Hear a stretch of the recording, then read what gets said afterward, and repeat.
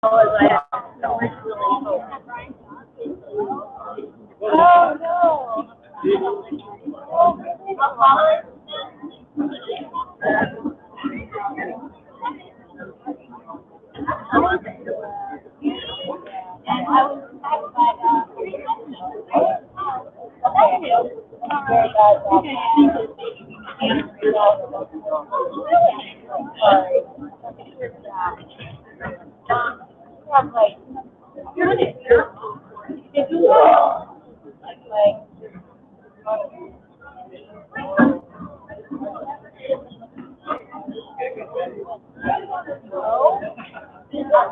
my God.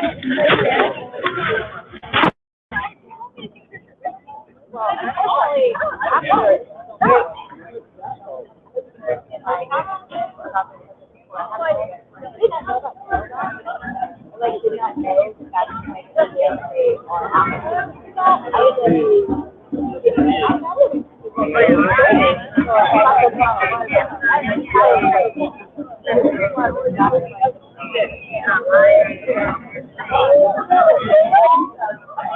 You never did another one. You never did.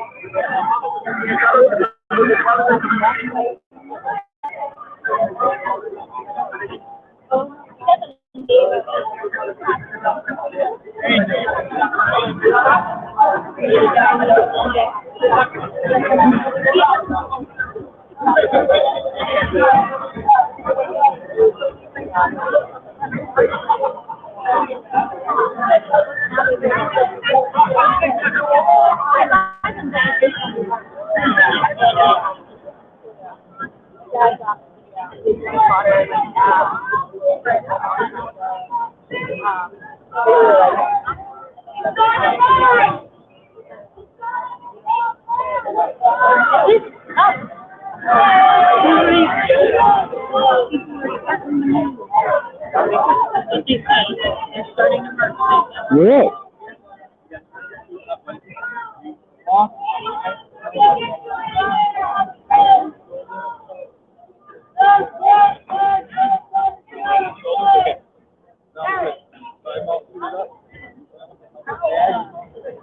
Are we done with that one now?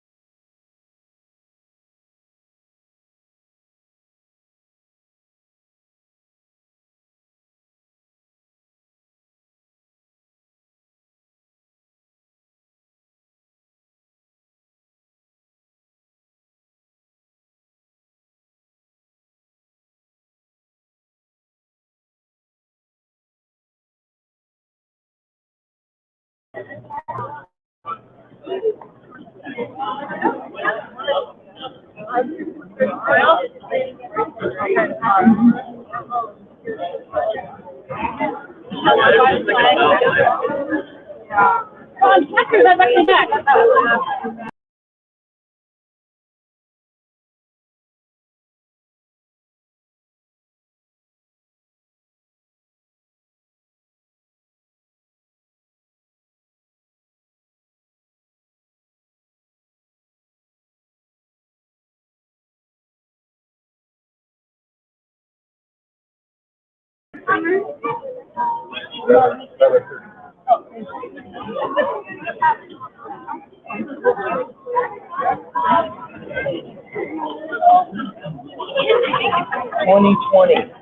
Years of tricks took over the world. Come on, let me get it out of your shoe, okay? We're gonna walk down.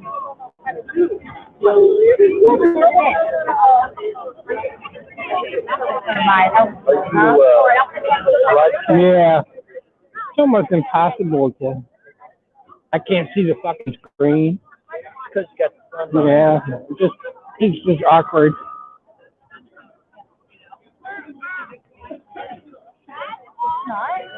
Where did my fucking glove go?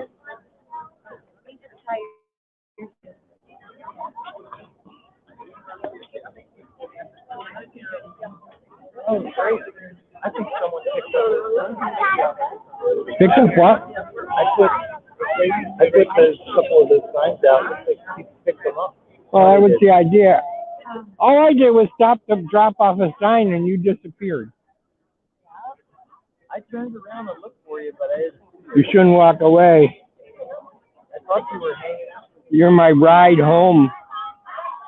There was an interesting group of people down there playing music, and then people started looking at my sign and they said, "Can you take a picture of your sign?" You're supposed to give them one. They didn't want to. Yeah. They take a They're hard to give away. I don't know why. They like this one. They like this. They like that one. Well, yeah. This one's too subtle. We can walk on that side. So wait right there. Winter and I will come around. They like one that's a little naughty. A little naughty. Hey, Dad, show me the sign. So, Ass covering man. can you tell me why you came here today? In this bitter, bitter cold? I came down to our nation's capital to enjoy the freedom to express our discontent While it lasts. while we're allowed. Yeah. Yeah. And let's go, Brandon. Hey, Brandon, let's go. And you know.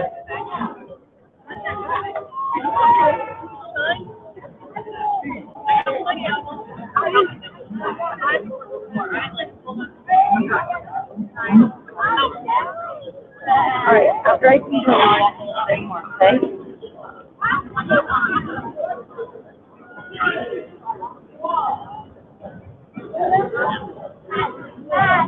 Well, shall we? Yeah, I guess.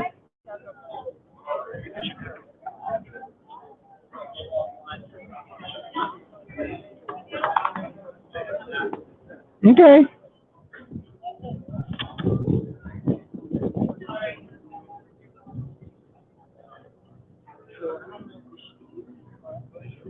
Huh? Just put it somewhere where someone can take it. Yeah, people are polite.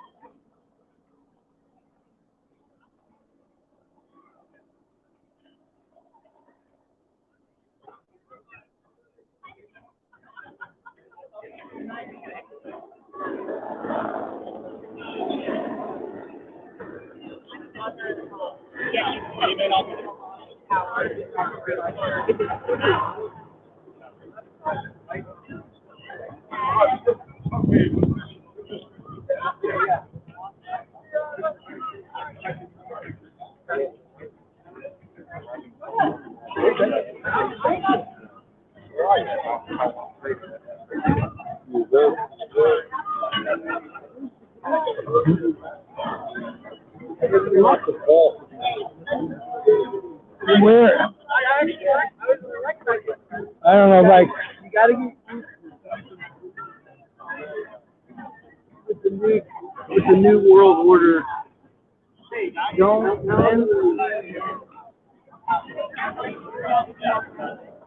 oh, there's a larger crowd down there. Oh, I get, oh, there's the memorial and the reflecting pool. Hey, we're marching just along the reflecting pool. Those are my favorite demonstrations, where we have that whole thing completely surrounded. It's Vietnam, of course, but with a group from every state and every city. That used to be fucking amazing. Surveillance.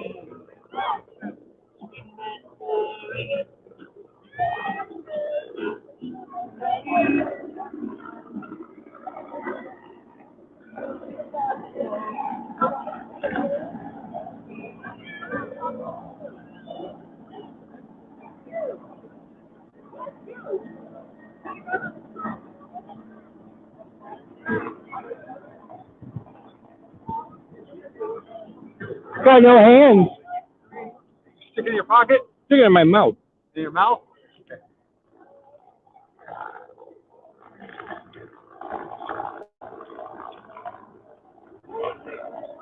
I don't know.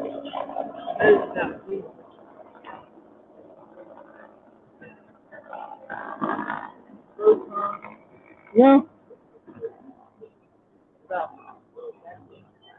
Yeah, but it's about the China virus. The Fauci virus. What are you talking about?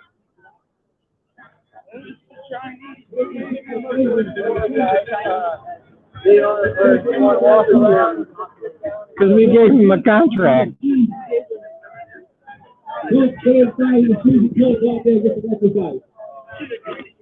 People that go outdoors and exercise, especially instead of following these Vegas stay-home orders, have a healthier immune system.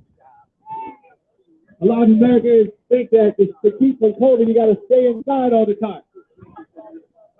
Right, some things is definitely helpful, but we need to follow God's health law. Eat healthy, exercise, get fresh air, take vitamins. So this march never goes on a city street. Interesting.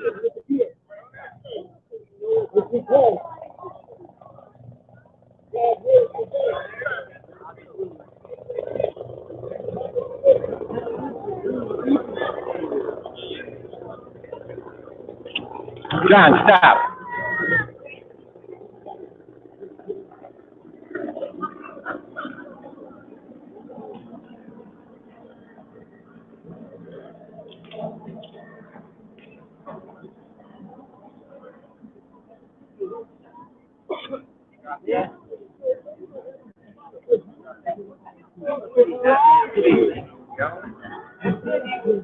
Who?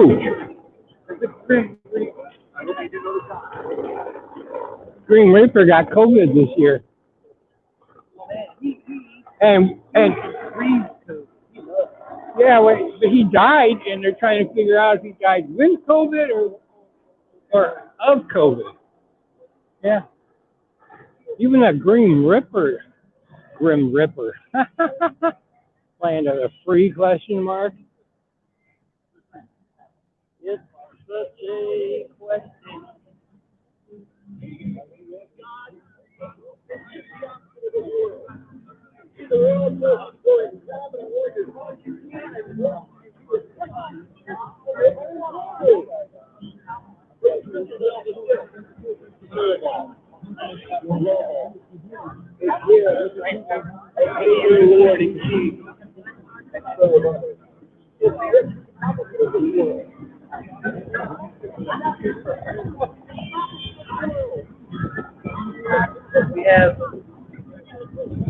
We have information that the Grim Reaper is giving you an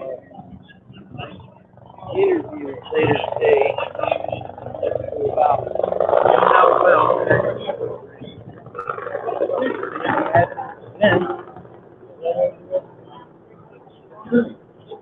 and the under the foot.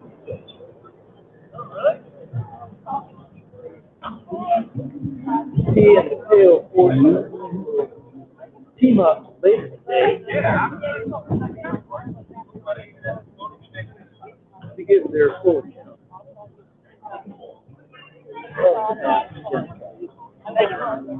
Hey, here, do you want to get the next one? I'm surprised Tonto hasn't shown up. Who is that masked man? Oh, you know what happened? I watched so many Perry Masons, and they played all night. All of a sudden, it turned into color. Yeah. By season 9, we had color TV.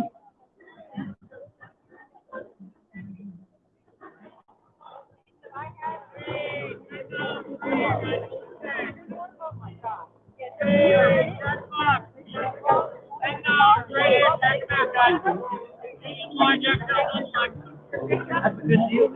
Huh? Check them out to beat the mandates, guys. Only $10.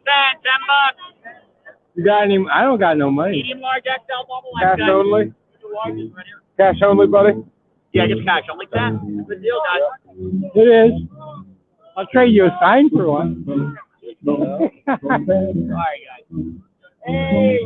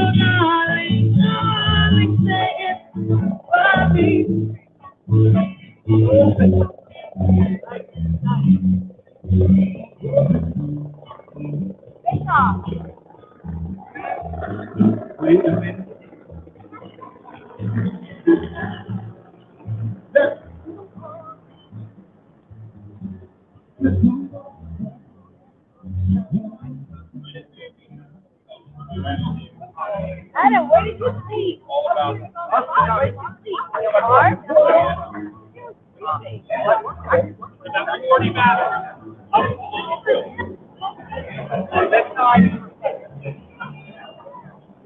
Joe Biden is not my father. Did anybody ever say that?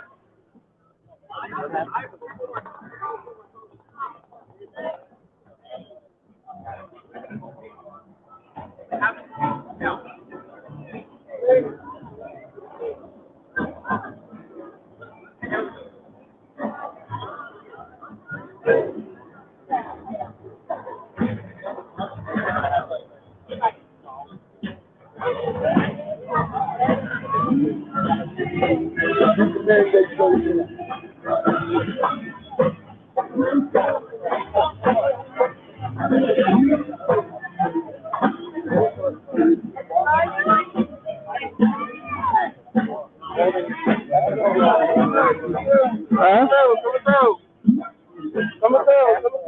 Excuse me, excuse me.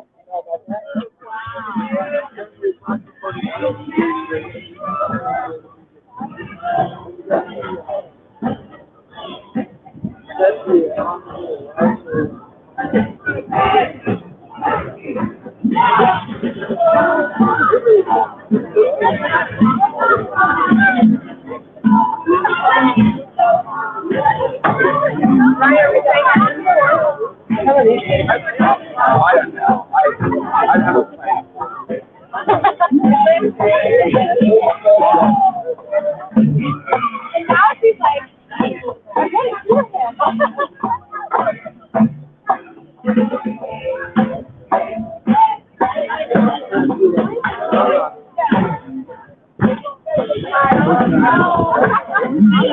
Red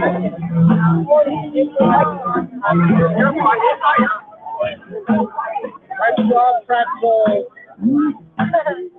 Red Claw pretzel. Go back to Monday. Go back to Monday. Go back to Monday. Go back to Monday. Go back to Monday. Go back to Monday. Trying to do it without a bullhorn, but I don't want help from anybody.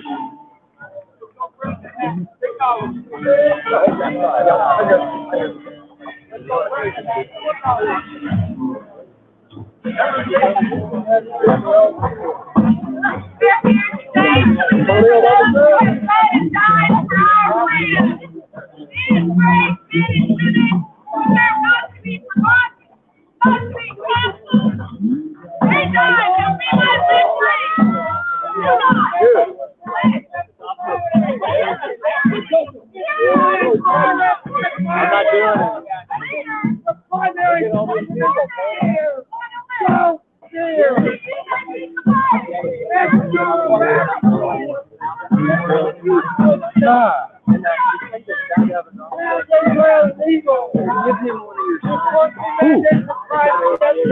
What guy?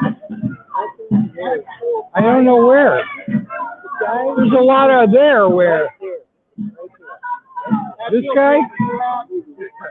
That guy? That guy? You want to sign? Okay. Thank you very much.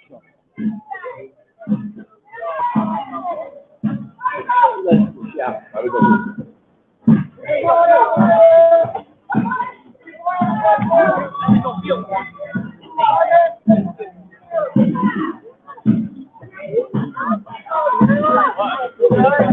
Oh, that guy's dressed warm. Killer yak. It is just that. Oh, don't tread on Florida. I would don't tread on me flag. I forgot to bring. Is that a state thing or a Revolutionary War thing? Only like you.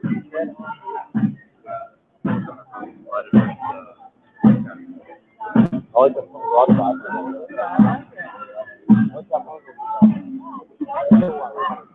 This is the slowest march I've ever been in. And quiet. That guy up there is making a What? The wall? The nation. Roger Waters says he made a song like that.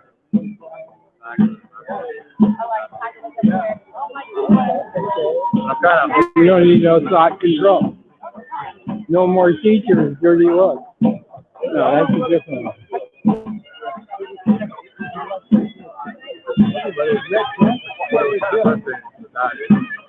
They were going over other stations. The Delta. Like they weren't making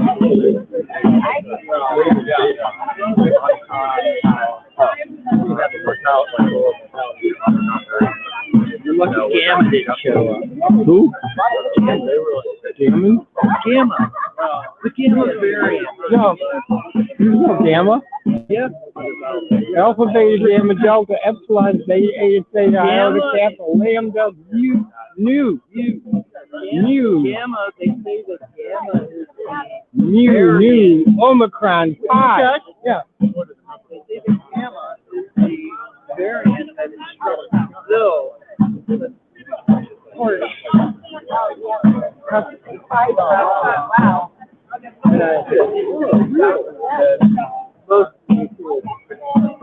How do you tell Gamma? Oh, right. Then they just have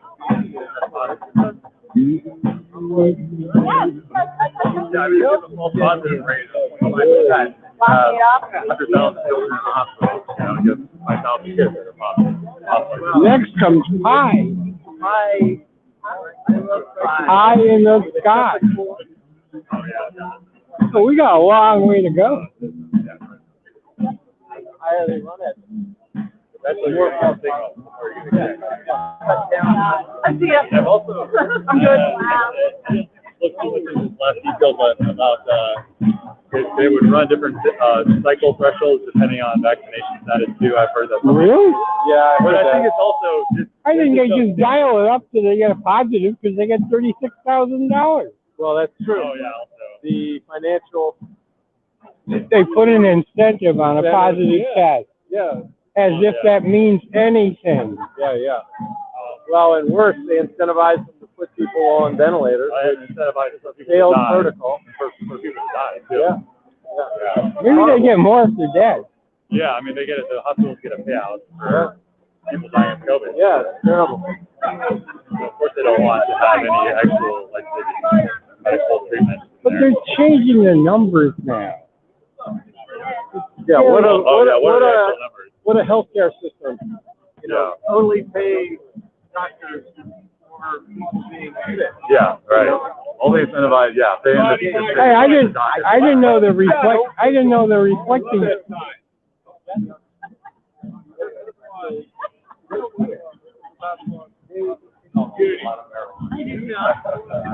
I got you. Okay.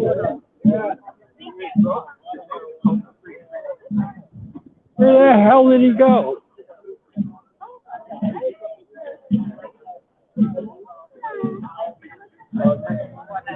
Yeah.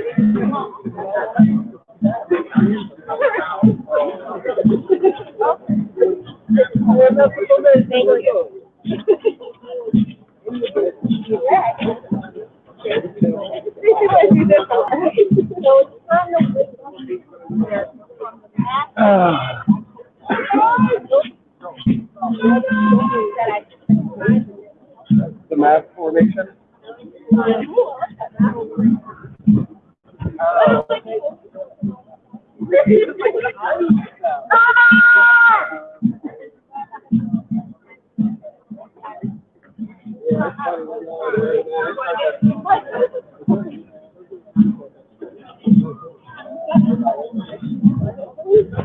Are there counter protesters? That's bizarre. Is that what that is? I don't know. Someone said that. That's pretty weird. I mean, actually, I just learned yesterday that during Vietnam there were pro-war demonstrations. I don't remember any of that. There were always counters, but never absolutely just out there. Kill them dead.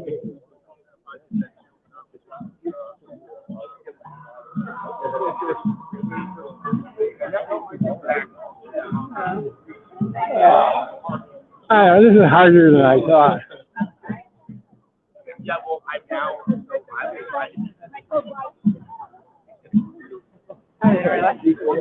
not yet. I've done all my briefs. Johnny boy.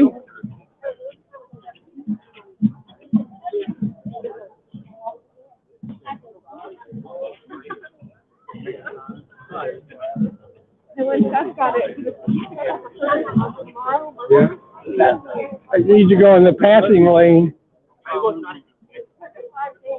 Something in the weirdest thing, like, you know, when we never held up. it's like, okay, you know, I would have food test.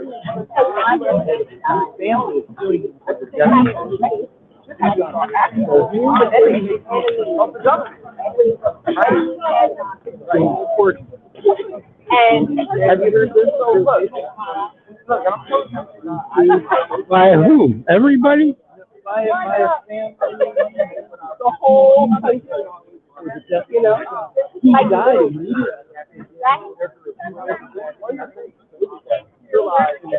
I still want to sue him for Windows 98. Well, that's where they did all their experiments. I'm a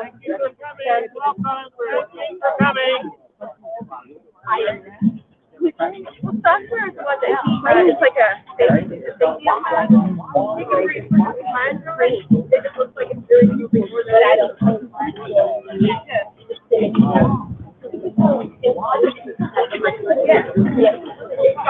Give away one of the, yeah, give away a stick sign. I will give it. Hey, you know what my secret was? When we always had kittens, well, you could never, we used to go to the grocery store parking lot with a box full of kittens, try to give them away. Didn't work. So we put a sign up saying kittens, $1. Then when the mom and the kid come by and the kid says, "Ma, it's only $1," and nags on her all the time in the grocery store. So when they come out, they take a kitten. Okay? You can't give shit away. People are suspicious. Yeah.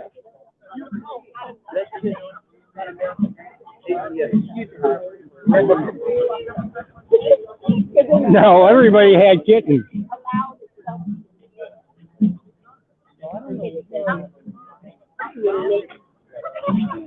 Not good shit. All this is being broadcast, you know. Are you broadcasting? Yes, Are we on Twitter? and YouTube. But I have no way of knowing if it's actually working. No, I'm out here at the FIFA mandate, and I listened to your meditation this morning. I actually was so amazed, and it was powerful, got me right for this moment for Insight Timer. I'm so proud of you, brother. So, I was just and we're back.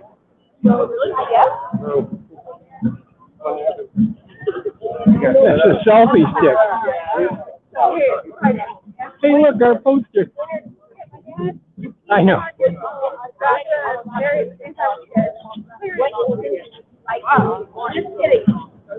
Hey, Day, are we there yet?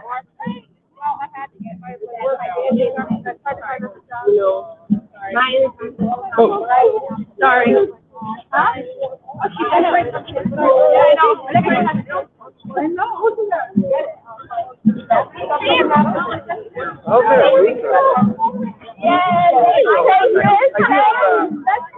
I'm gonna stop here and film oncoming.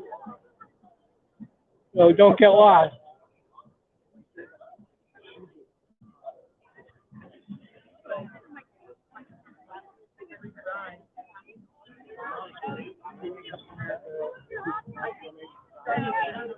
Free sign.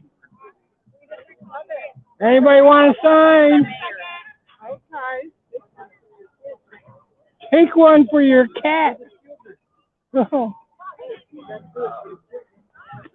Free sign.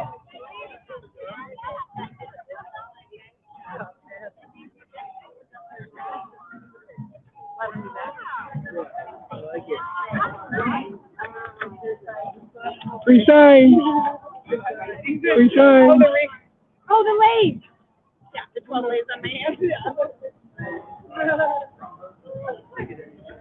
Free signs. Oh, well, people don't want to carry signs.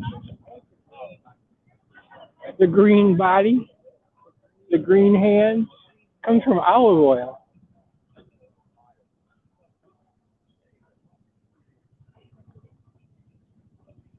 Somebody said there was a counter demonstrator. That would be weird. They're lining up with machines on. Well, I don't see any Antifa today.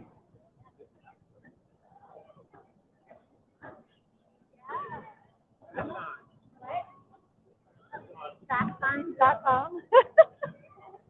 Ours are made out of Sharpies. Oh, man.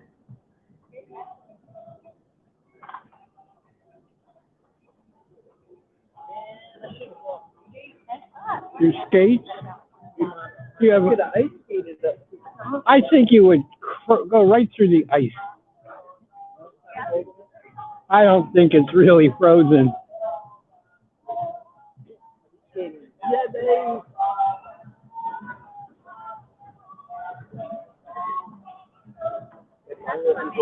Oh, I hear Meatloaf is dead. Yeah.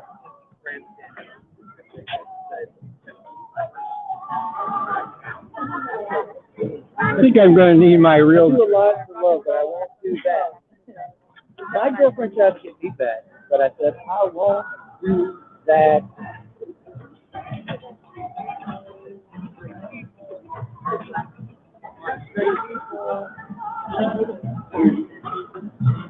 I remember one demonstration I tried counting.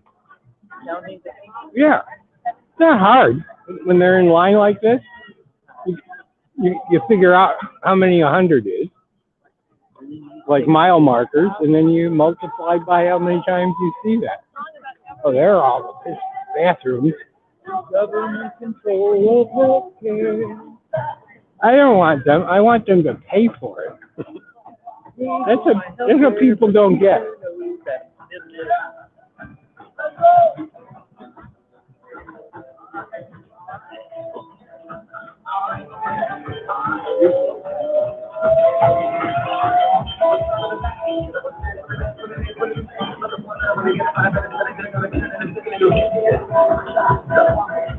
I gotta get my glove on.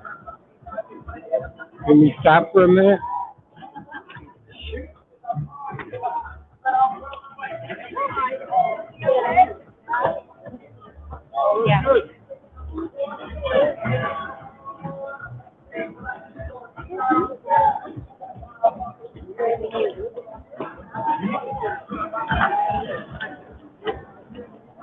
Oh, Rich. America, what's going on? This is the war on religion. This is the war on religion. This is the war on religion. This is the war on religion. This is the war on religion. We gotta go with the sickness. This is the war.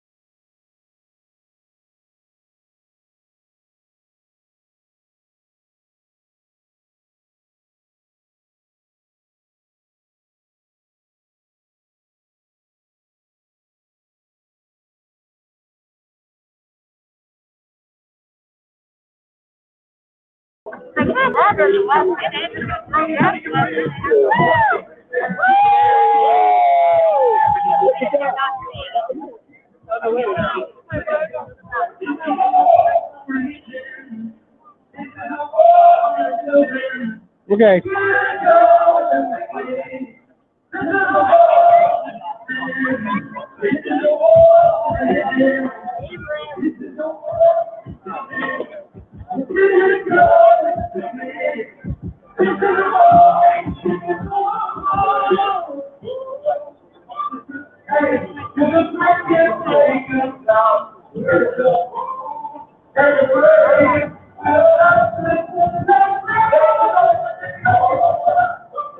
That's good.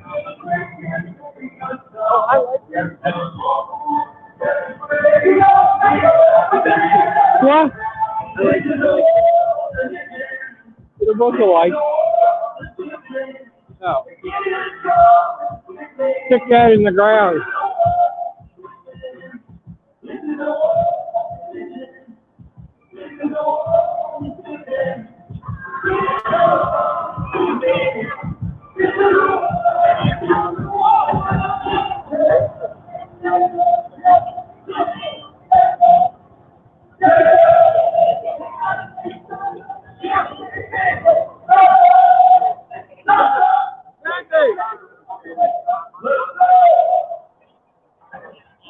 You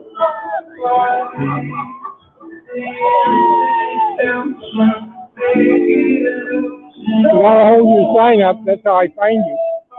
I like this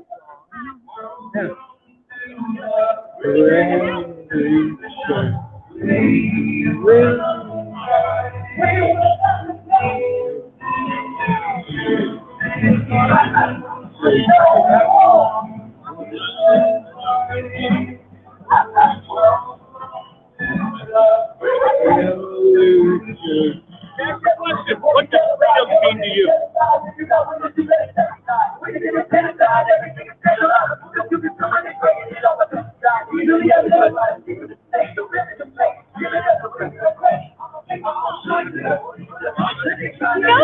We had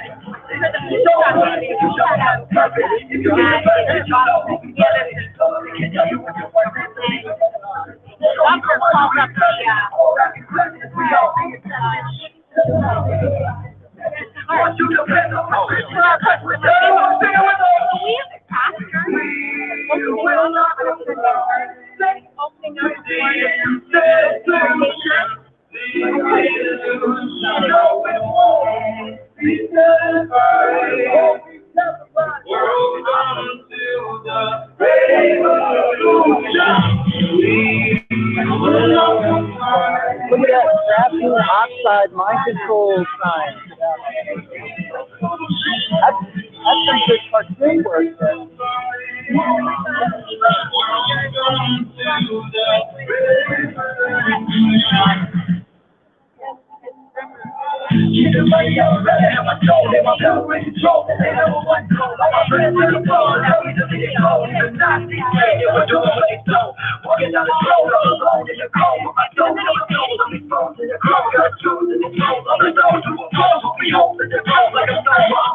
I'm just trying to tell them all that I'm blood. I can feel it in my bones. I can feel it in my blood. When I came out of the mud, only God is my judge. I don't hesitate.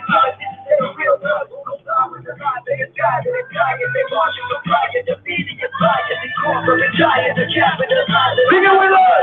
But now keep on fighting. We will not comply.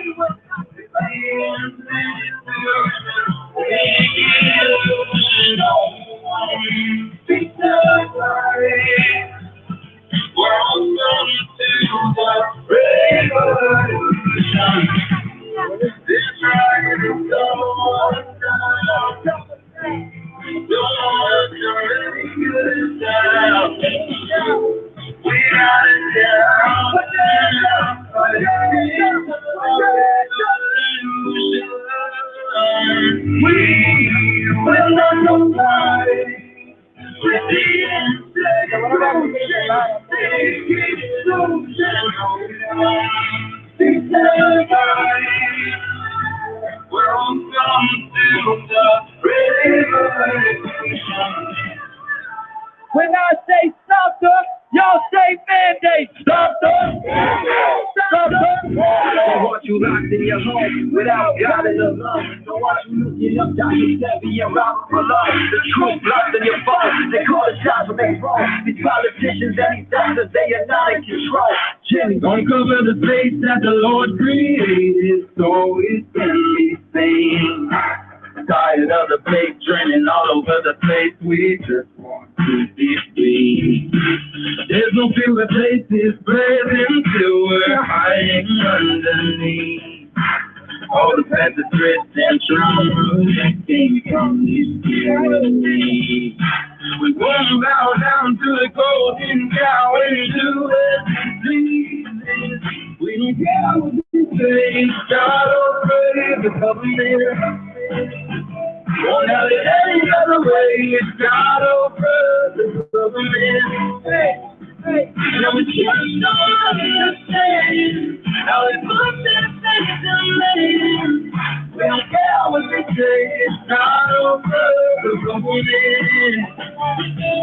God over government, lies that they cover it. Innocent suffering, what they nothing is to cover it. Disappear without a fight. The struggle they want us to sing. Don't want you recovering. Want you to president. Needing a privilege. Giving us a it's not really that different from the opinion. They want you depending on everything. They forgot about winning. I don't even mention it. Cause they're business to watch television. They cover for children and others. Forget I need to prepare for the war.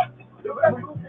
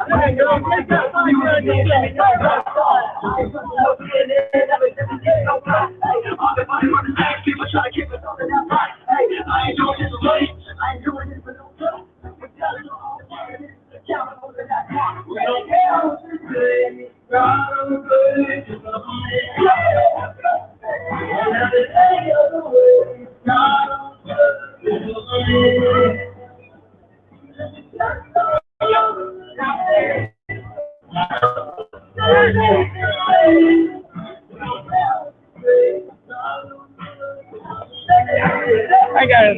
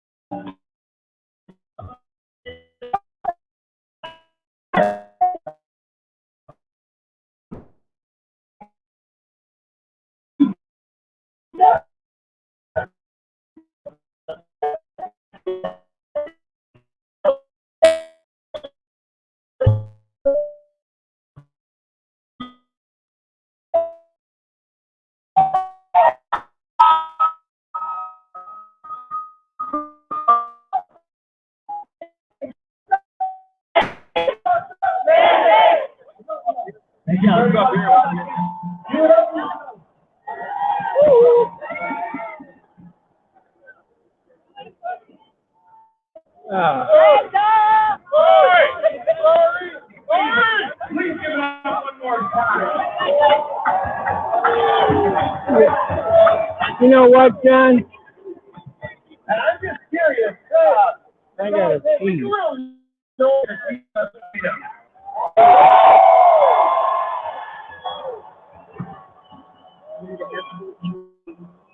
Well, if you stay here, I'll find my way back. Don't move.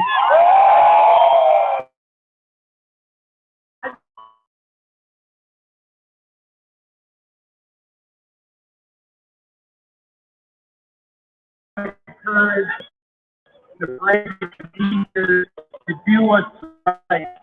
You've got a hell of an event JP. for you today. Oh, JP. Whole lineup of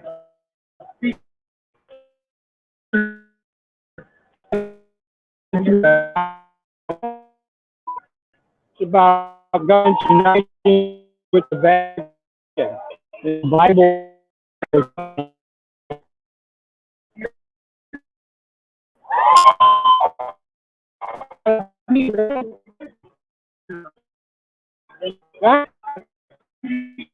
You stay here.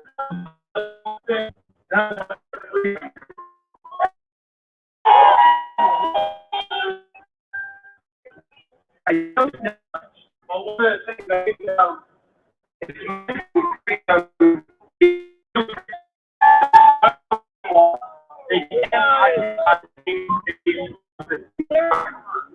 and I never told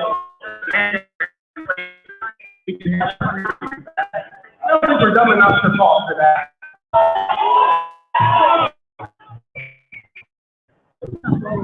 And one of the things I do know, we will be telling our grandchildren stories. We will be telling them stories about what freedom was or what mandates were. Right now, Because we are offering the future for ourselves. We have pen in hand. But more important than offering the future for ourselves, we are offering the future.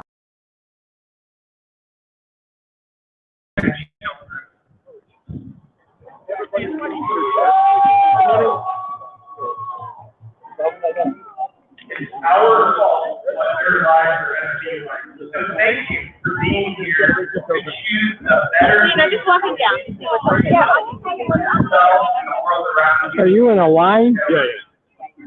Are you in a line? You might want to go down further. Are you in a line? Yep, no, it's a line. Tell YouTube, but you're in a line. I don't know if anybody's watching, but it's broadcasted. Really, our time gathered moving forward. We're gathered here today to act out of love. We're not here to act out of fear. We're to act out of anger. I think that's what they want us to do. But when we know that you can only control the many when we're operating from a place of fear. Fear divides us. Fear God. When we're united, we stand. When we're divided, we fall. So here we are, united out of love. This is the love of God right here. Be weird if y'all booed that one. We don't like love. We're here to admire your red hair. But we're united here out of love. We're not here to agree with each other. We're here to function from love. This is our event today. It's not about vaccine anti-vaxxers. It's not about Republican, Democrat. It's not about one side or the other. That is too to a level that keeps us divided.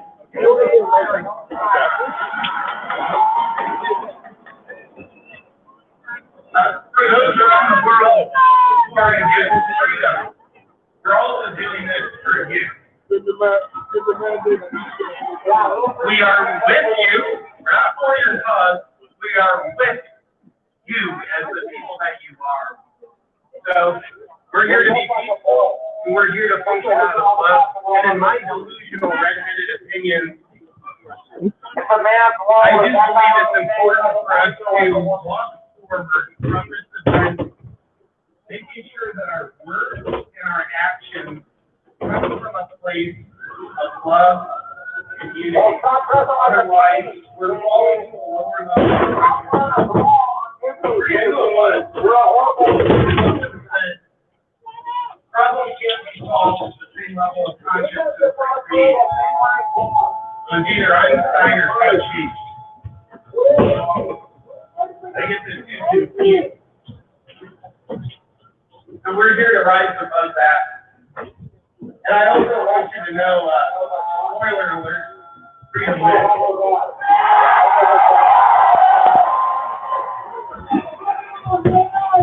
I know that to be true because freedom is God's way. Mandates are a human-made law. And it's not, mandates are not even made by the best of humanity. God's law always wins out. So freedom wins. The only question is, what's the timeline that freedom wins in? I think you and I are here together to accelerate the timeline. I think I'm going to sit on the ground. God hates facts. I'm a Christian. God hates facts. And we're not God going hates to ask lesbians. permission. You are a troll. Notice I was here preaching first. You just come over to me. We're here to remember our great. You guys are going to hell. You need Jesus. You need Jesus. That's what makes life a miraculous gift. You're a plant. That's what you are. There's been You're a point? very Not me. A great man delivered a powerful speech, Martin Luther King Jr. Shoot people that try to kidnap your kid and vaccinate him. Shoot them. Yes, even if it's a cop. And That's Dr. King tribal. once said, That's tribal. one has a Listen moral to this, man. Read your Bible. duty to disobey Yes, unjust. disobey. Look what you do. Try to block the faces. Just like the boxes. Repent of your sin. Dr. King wasn't The such God a of the man-made fucking kind of hell. guy.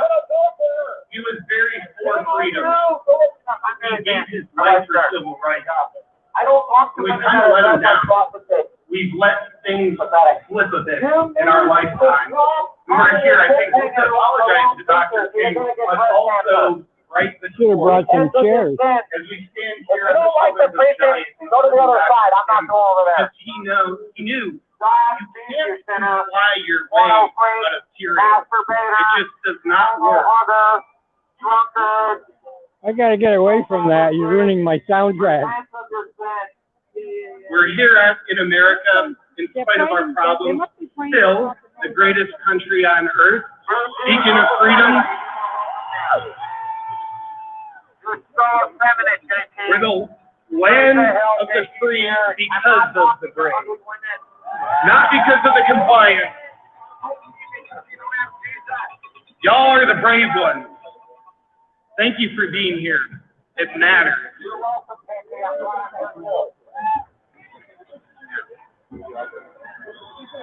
Beautiful.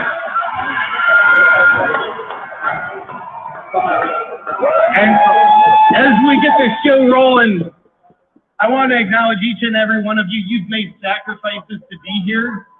You're standing out in the cold, not because of my good looks, because you're following your heart to do what's right. You've made sacrifices. You know, people have traveled from all over the country and all over the world to be here. And I would love to invite you to just take a moment and listen. If you listen carefully, I guarantee you'll hear this. You'll hear the whispers in the wind from your great-grandchildren and their children. You may never meet face to face, but you'll hear their whispers in the wind saying, thank you. Thank you for standing up for my freedom. Thank you for making sure I have my birthright. Thank you for your bravery. Thank you for your courage. Thank you for going into the field of discomfort. And with that said, I know we've all traveled our distances to be here, but there's a special man here. He's crazy enough. He walked from New York City here to Washington, D.C. Not because he just needed the exercise, because he's raising both awareness and money for healthcare workers who were fired because of the mandate. I'd like to welcome Jeff Silverman, ladies and gentlemen.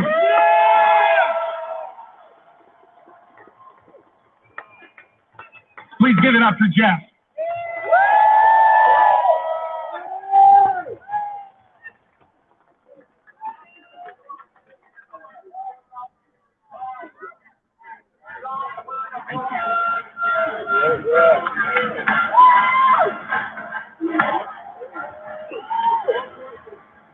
And now I'd like to welcome back to the stage for the singing of our national anthem, Mr. Jimmy Levy. You want that one? I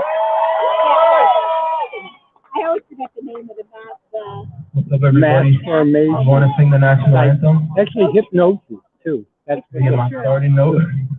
Snap your fingers and they'll wake up. I like this one better.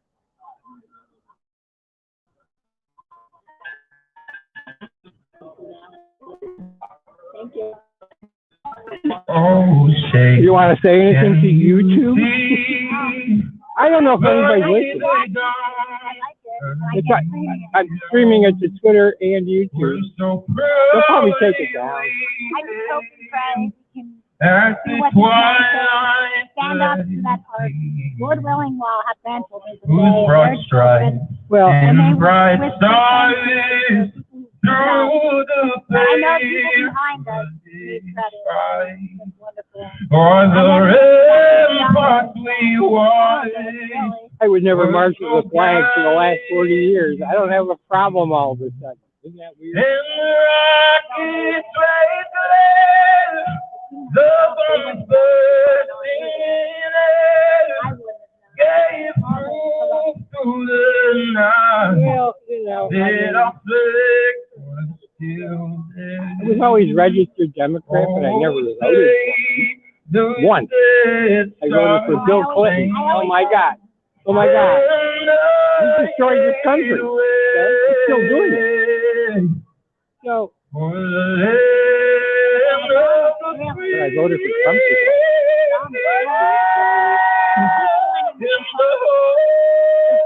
It's bigger than that. Thank you. God bless America. Bernie Sanders always says 10 people have more wealth than 5 billion. Okay? But he doesn't say, well, what does that really mean? Yeah. That means 10 people run the fucking world. Yeah. That's where it's coming from. This is Y'all not, ready to get the shit it's not rolling? Trump. It's not Biden. I've got the great honor of Huh? introducing our docket of speakers today, and our first speaker is Mr. The Kevin title I Jenkins. made is, He's a public speaker and Mr. Title of this executive demonstration. at Urban Global Health Alliance Stop as the CEO and Stop founder, it. No, and no, at Freedom Travel defeat the Alliance mandate. as the Yeah. CMO and Search founder. for defeat the Please welcome mandate. to the stage, Okay, maybe Mr. I'll Kevin see Jenkins. you. You'll see this video for sure. All right. Unless All right, y'all know what to do. unless they Where's those take it signs down at? because they don't like what it says. Of course. Then go to Twitter, Where's those signs do the at? same Let the thing. world know that we are live and that we are free. Yeah. Are you free? Are you free? Are you free? Are you free? Now let me tell y'all something. 58 years ago, there was a young man named Martin Luther King that The guy heard that God's call, that saw what was happening in America, and he found his God courage to fight for all of us. Not because we were black, not because we were white, not because we were Jews, not because we were Asian Americans, because we are Americans. Are we Americans? Now you gotta know, 58 years ago, that was a bad man. He came out here and said, guess what? I'm gonna fight for every child, I'm gonna fight for every woman, I'm gonna fight for everybody, because guess what? That's what my God told me to do. To follow our God courage, to find our hope, to find our way through. And he sacrificed himself for us. The question is, are we prepared to sacrifice ourselves for him? Are we prepared to sacrifice ourselves for our kids? Our children? Now you know when I'm up here, I'm in charge. I want you to raise those signs one more time.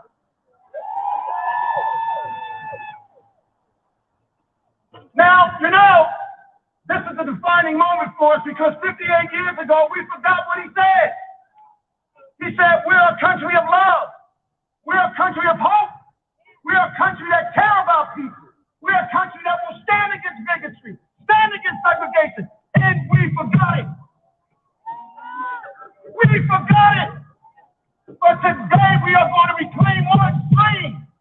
Are we going to reclaim it? Yeah. Now, you're not ready to reclaim the dream, are you? Yeah. Are we ready to reclaim the dream? The dream of hope, the dream of love, the dream that we can be a family together. We will never let anybody take that away from us again. Now, you know when you go home, you got work to do. You know you got work to do. You got to turn off that TV. You got to grab that child. We got to protect our children. We got to protect our rights. Do you understand 58 years ago we were standing in this square trying to unite the world to come together to fight against the tyranny of their time. Now it is our time to fight against the tyranny of our time. That's what this ball. What? This ball is so beautiful. Look at all. Look at you. The world sees us. The world sees us. The world hears us. Does the world hear us? Yeah! Does the world hear us? They've been waiting for us. The world has been waiting for us because we are the beacon of freedom and a beacon of hope. We have Abraham Lincoln in the back of us, and we have the monument in front of us, and we got the world at our feet. Hello. You understand that? Now, let me tell you something. I know I'm a black American, and I am so proud to be with all of you. I want you to know that I love you. I want you to know I have hope in my heart. But I want every woman to raise their hand in this audience. Every woman. I want to thank all of you mama bears for helping me find the courage to stand up for you. I wouldn't be here. I wouldn't be here if it wasn't for you women. I wouldn't be here When I listened to you women in the audience and you were telling me about the stories of your children, it broke my heart. And I went home and I said, God, I have to do something. God, I have to stand in the gap for these children. God, I have to stand up the way Martin stood up, the way Ida B. Wells stood up, the way Marcus Garvey stood up, the way Malcolm X stood up, the way my grandmother Lily Mae stood up. I'm Lily Mae's grandson standing up on the mountain telling you we need to fight back. Are you prepared to fight back over there? Are you prepared to fight back over there? Are you prepared to fight back there? Because God is with us. So today, on this day, at this moment, at this second, we are going to reclaim the dream of love. We are going to reclaim the dream of hope. We're going to call out Martin. We call everything that Martin's alive. He's not a Facebook post. He told him everything's going to be all right because guess what? We're here today fighting for the same thing he fought. And that's a fight for freedom of all men, all women, all children. And the world has been waiting for us. Are we alive and well? Yeah! You sure now? Are we ready? It's start getting cold soon. But understand, when Jesus died on the cross and when Martin was assassinated, guess what? They sacrificed, so today we got to sacrifice. Raise those hands. Raise those hands. All the way back there, raise those hands. Now, I want you to hug each other because today the world will know as Americans and free-loving people, we love each other. There you go. Show the world. There you go. Show the world. That's what we're about. That's right. I came to warm you up today. You're going to be on fire all day today now. All right. Now, I got one more thing for you to do. I want the world to hear this now. I got one more thing for you to do. You ready? I want you to quiet down. I want you to think of the spirit of Martin Luther King looking over you right now. I want you to quiet down. And I want you to inhale God and exhale fear. And I want you to know that if he was here today, he would be against mandate. If he was here today, he would be against anything that takes our freedom away from us. And I want you to inhale God and exhale fear. Because when you go home tomorrow morning, we will not know fear. We will know love. We will know power. We will demonstrate hope. And we are going to take our country back from these times.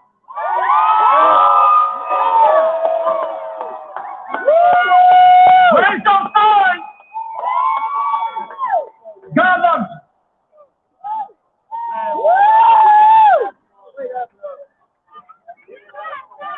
Kevin Jenkins, ladies and gentlemen. On the stage with me is Dr. Ryan Cole. He's going to be helping me out. Y'all wouldn't be interested in hearing from some hero doctors, would you? Nah. I didn't think they would be. Our next speakers are the hero doctors. They took a Hippocratic oath to first do no harm, and they have been dedicated to serving humanity, going against the grain of what the establishment wants them to do. They've been discredited, deplatformed, smeared, but they're standing strong, and they're here with us today.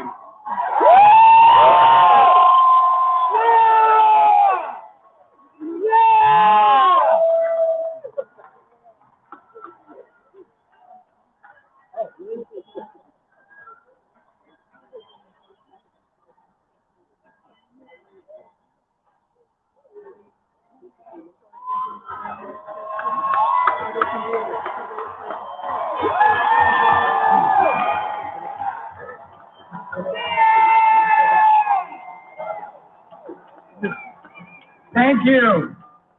Thank you. You are beautiful. Thank you. It is my distinct privilege and honor to introduce my colleague who has led truth and shined light on how to save lives.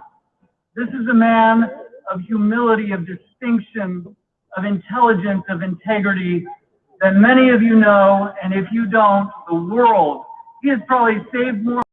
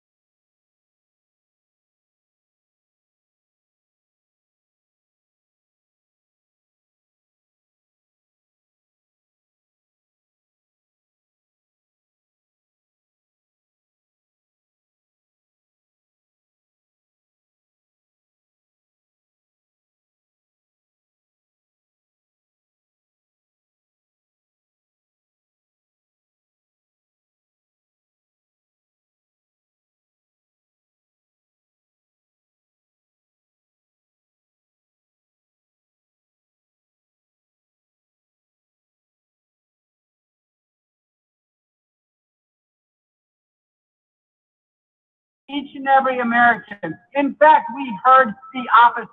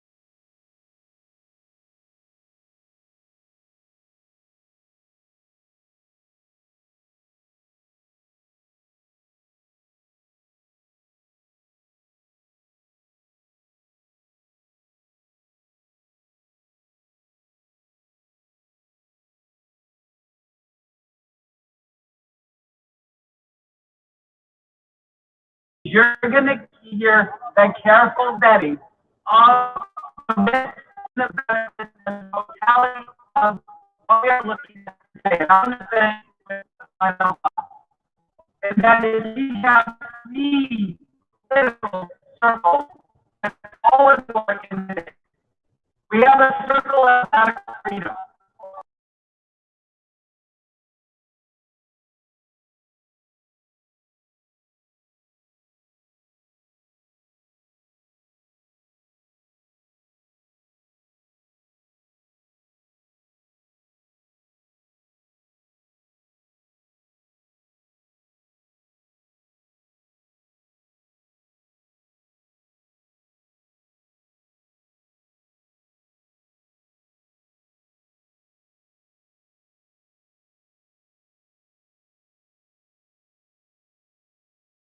And your faith and involves your overall citizenry in any country that you reside, in any state that you reside. And that is inextricably linked to the circle of economic freedom. Medical freedom is linked to social and economic freedom. If we allow the circle of medical freedom to even be touched, let alone be broken, all the circles fracture. They all do, and it crumbles. The writing is on the wall, and the determination to preserve medical freedom is in your hands. It's in your personal hands. It can't be any more clear. This moment cannot be more decisive. So join me and join these heroic doctors and nurses and others in helping bring America home. Thank you.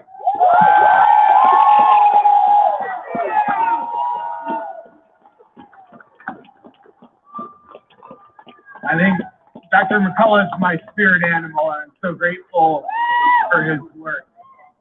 My spirit animal too. Thank you, Dr. McCullough. Now we have the distinct honor to hear from some doctors. Many of us on stage have a declaration to the world, and you're going to hear from these doctors that have heart and soul and care about your minds, your souls, your bodies. We are in it with you. Dr. Richard Urso, one of my best friends, one of the smartest people you'll ever hear. Dr. Heather Gessling, a beautiful woman of compassion, a physician of brilliance. And my friend, Dr. Lynn Finn, I don't think you'll find a funnier, smarter doctor. They're going to declare to the world what the world needs to know, and I'm grateful that they get to present it, and you get to be here to experience these amazing doctors. Dr. Urso. Hello, America!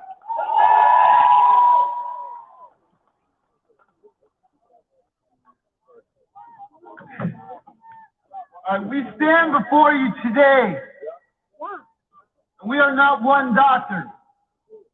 We are 17,000 doctors.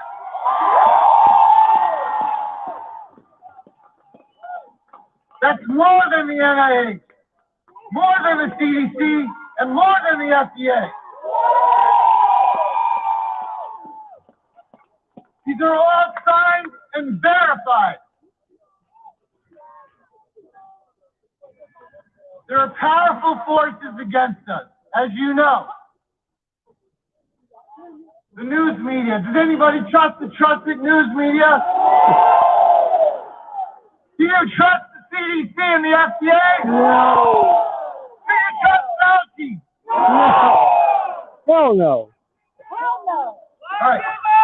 We've been fired, censored, erased from Wikipedia, but we're standing strong because we are with you. So today, again, we represent 17,000 doctors and scientists and humanity. We have 3 virtually indisputable recommendations backed by high-quality data. And I have one ask for you today. Today, you're going to hear the truth. And I ask you to have courage and join us to help our future generations resist this tyranny.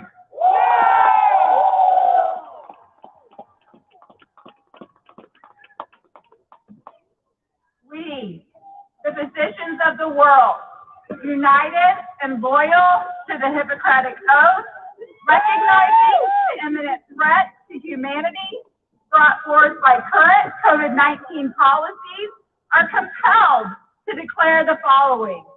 Whereas after 20 months of research, millions of patients treated, hundreds of clinical trials performed, and scientific data shared, we have demonstrated and documented our success and understanding in combating COVID-19.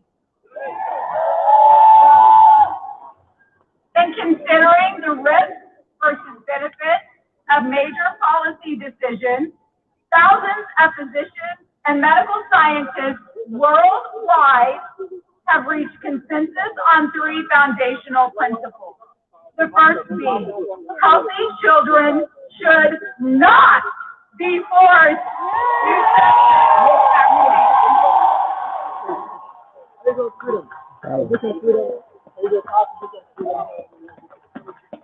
They face negligible risk from COVID, but face potential, permanent, irreversible risk to their health if vaccinated, including heart, brain, reproductive, and immune system damage.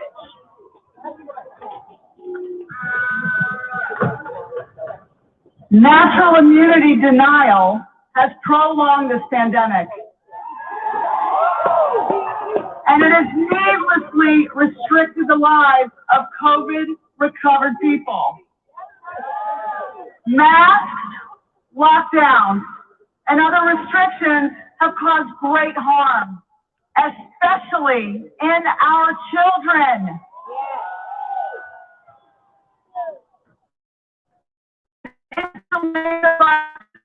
Transition to endemic status. Health agencies and institutions must cease interfering with the physician-patient relationship. Policymakers are directly responsible for hundreds of thousands of deaths as a result of institutional interference and blocking treatments proven to cure at a near 100% rate. This is not medicine. This is not care. These policies may constitute crimes against humanity.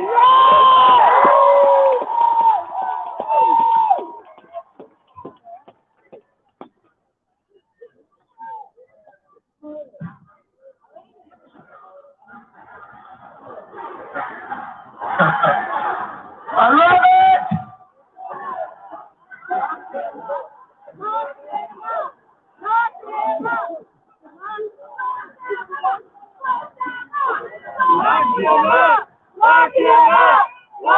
Violating these 3 principles are crimes against humanity.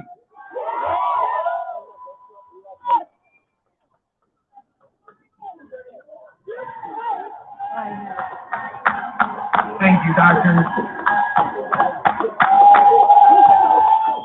I kind of feel like a flat earther believing in natural immunity. No offense.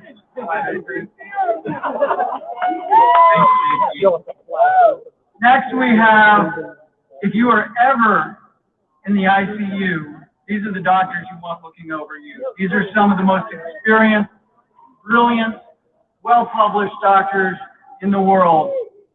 We have Dr. Pierre Corey, a good friend of mine.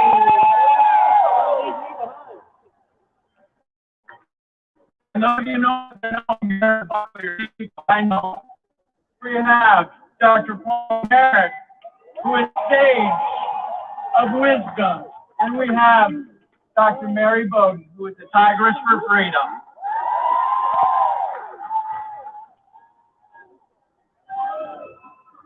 I see you, I hear you, I feel you, and I thank you. We need you. We are fighting a war. It's a war on our health. It's a war that's been going on for decades. waged by the pharmaceutical industry. They have always put profits before patients. That toll has been heavy over the decades. It is now a crime against humanity. That war that myself and my colleagues and my organization, the Frontline COVID-19 Critical Care Alliance, we've been fighting that war. We're fighting for ourselves, our patients, and all of you. We are fighting against Big Pharma. They have controlled and captured our health agencies. Every single policy that they have issued out of those agencies the entire pandemic was written by the pharmaceutical industry. And that is a war on repurposed drugs. We've known now for 2 years that there are cheap, safe, highly effective, and widely available medicines that can treat this disease. That information has been suppressed. We are in a war of information. That's why we need you. We have to get this critical information out to save people. People are dying. They are killing us with censorship and propaganda. They are manipulating the minds of millions. Most of the healthcare system, many of my fellow physicians are completely brainwashed into believing that there is no treatment. They tell us to vaccinate ourselves endlessly and boost ourselves, even though that single strategy has failed, is failing, and will continue to fail. It must stop. Every time I try to speak out or we try to publish a paper, the medical journals reject them, retract them, and they won't review them. We are being starved of critical information.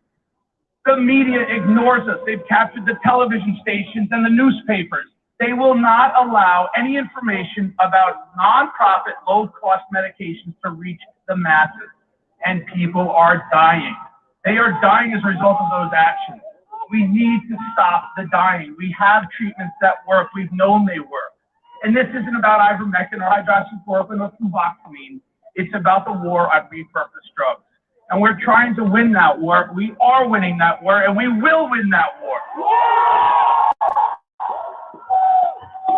And so I see all of you guys. I am so grateful to see America showing up. That's what we do. We are Americans, and we resist tyranny. But not with the medical tyranny.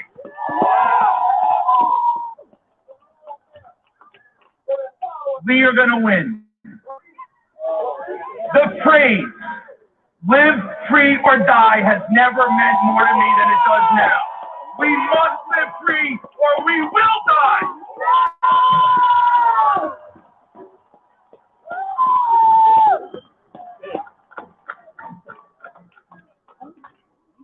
Hi, everybody. I'm the doctor suing the hospital in Houston, Texas. Methodist Hospital in Houston, Texas. Let's bring up here Jennifer Bridges, also suing Methodist Hospital in Houston, Texas. For wrongful termination because she didn't want them telling her what she could put in her body.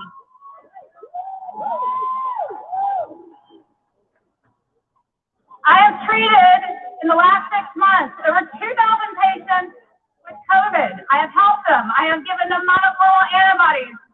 That dirty word that we all know. What is it? What's that word?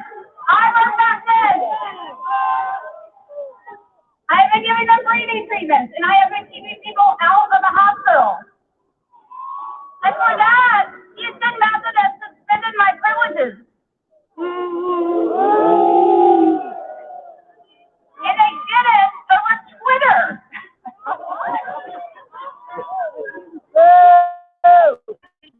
Medical freedom has been hijacked by hospitals, by insurance companies, by the government, and by Big Pharma. Doctors, now is the time to stand up and save our profession. Patients, ask yourself, do you want doctors that respect your right to informed consent? And you want doctors that will respect your right to decide what gets injected into your body? Or do you want doctors that follow the dictates of third parties, like the government, like insurance companies, like hospitals? Get away. Media censorship, the bullying of physicians like myself, and the to give us very important information about COVID has bred extreme distrust amongst the public. Now is the time to stand up. People, stand up. Stand up for yourselves. Don't be bullied by these people. Don't let other people decide what goes in your body, and certainly don't let other people decide what goes in your children's bodies.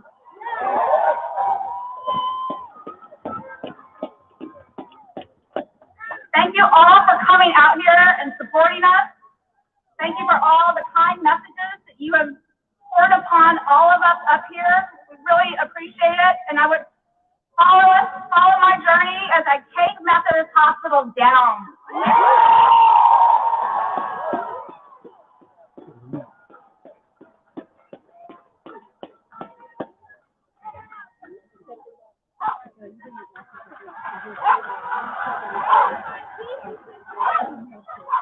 Hello, America. I'm here today to talk about medical freedom. To let doctors be doctors. The care of patients should not be dictated by the government, by state agencies or hospitals. They are interfering with the sacred patient-physician relationship. So my name is Paul Merrick, and until recently I was a tenured professor of medicine. I'm quadruple board certified. Since March of last year, together with my colleagues, we have been treating patients in the ICU.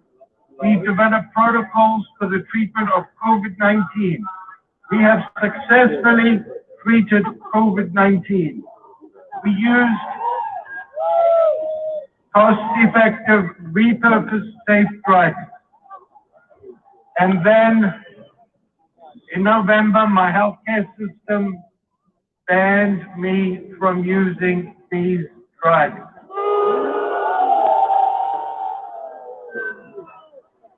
I was told I could no longer use these safe, effective drugs to treat COVID-19. I was forced, well, they tried to force me to use remdesivir. We know remdesivir is a toxic drug that kills people. They refused me to treat patients the way I wanted to treat patients. Let doctors be doctors.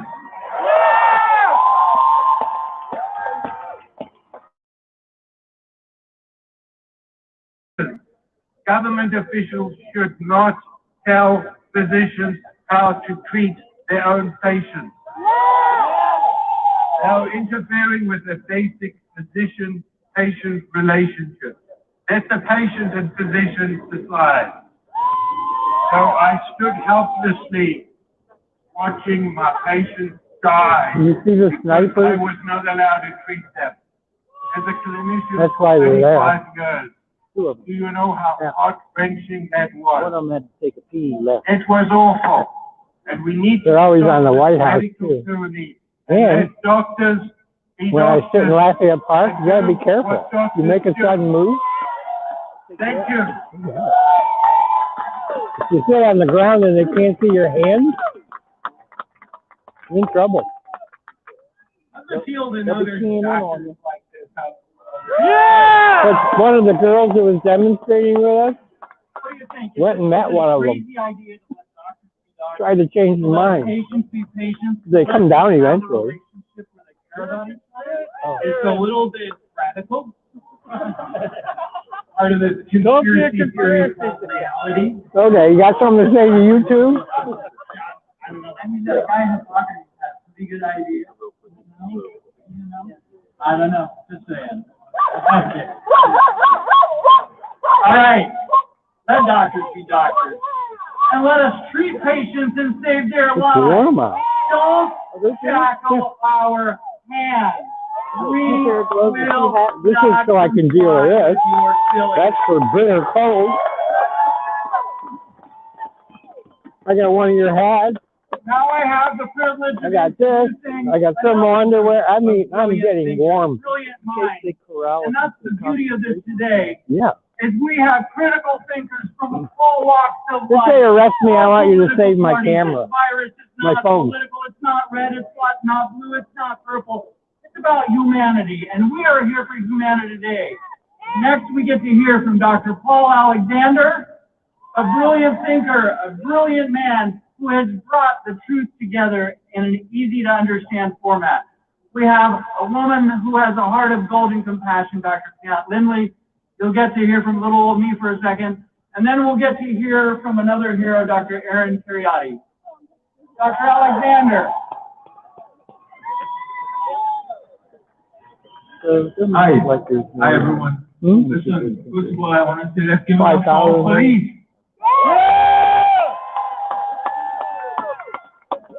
30,000 signed up. Look, this is your national immunity. It was a fraud from the beginning.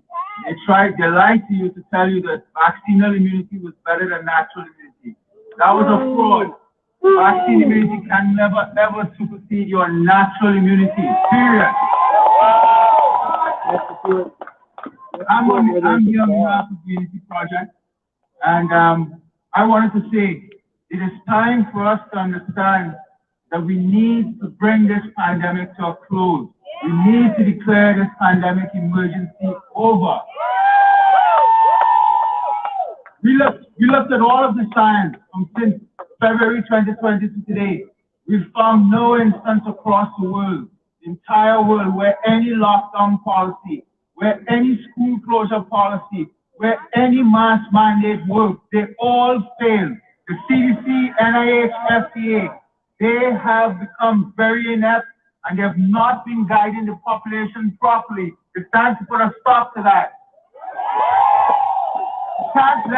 You cannot let what we did with this pandemic was we shifted the mobility and mortality burden to our vulnerable population, our Black Americans, our minorities, our women. The mobility and mortality was shifted onto them, and they suffered more than anyone.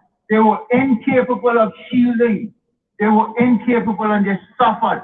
Many died because of the lockdown. We must never give our politicians, our government, the emergency powers that we did. And I end by saying this, Karen, you need to stand up now and understand that only the vaccine developers and your government, the CDC and the NIH, have liability protection. Your children do not. If they want your child to take any of these vaccines, you stand up and say, remove liability protection from the table. Remove liability, and I will vaccinate my child. Until then, no vaccine.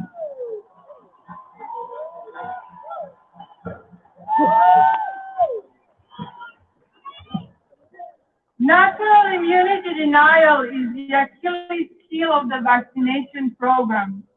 Did you know that SARS-CoV-1 patients from 2003 are still immune to SARS-CoV-2 18 years later? In the recent study from Israel, vaccinated patients have a 13 times increased risk for infection over natural symptoms immunity. There are 143 studies showing the superiority of the natural immunity. It is time for our medical agencies of the world, the WHO, NIH, CDC, FDA, to acknowledge what nature has known for eons. Natural immunity is superior.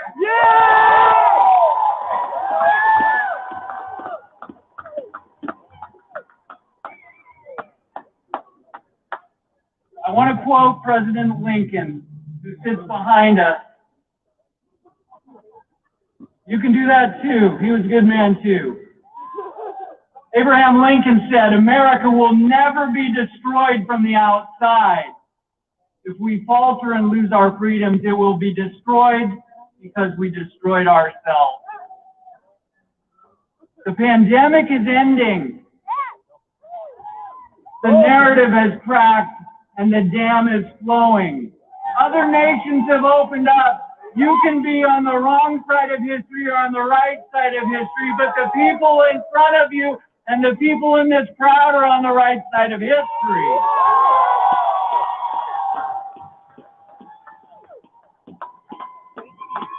There are people with cameras on this stand that went to journalism school and now they are shilling for Big Pharma. They are censoring.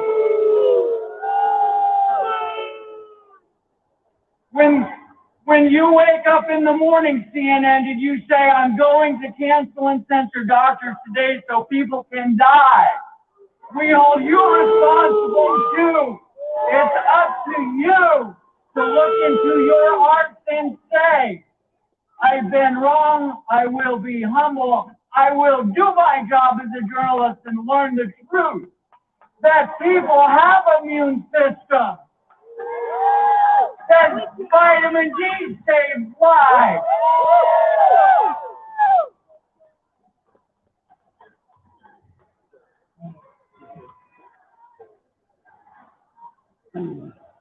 Okay.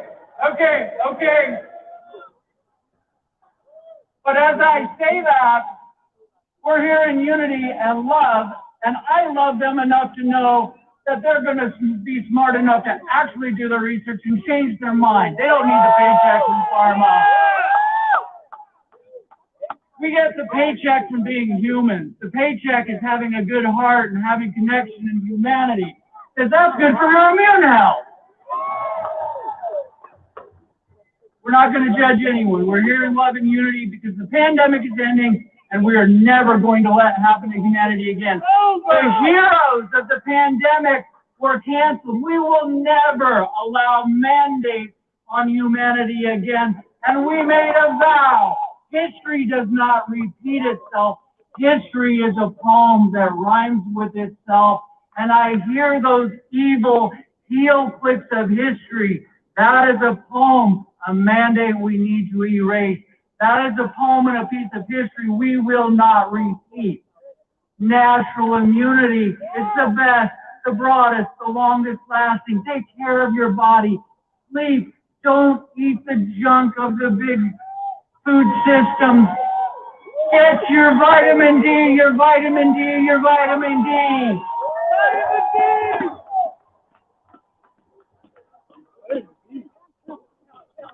America, the pandemic is ending. You are on the right side of history, as I said. It is beautiful to be with people today that are awake and not woke. Thank you very much. You have to remember that. Awake and not woke.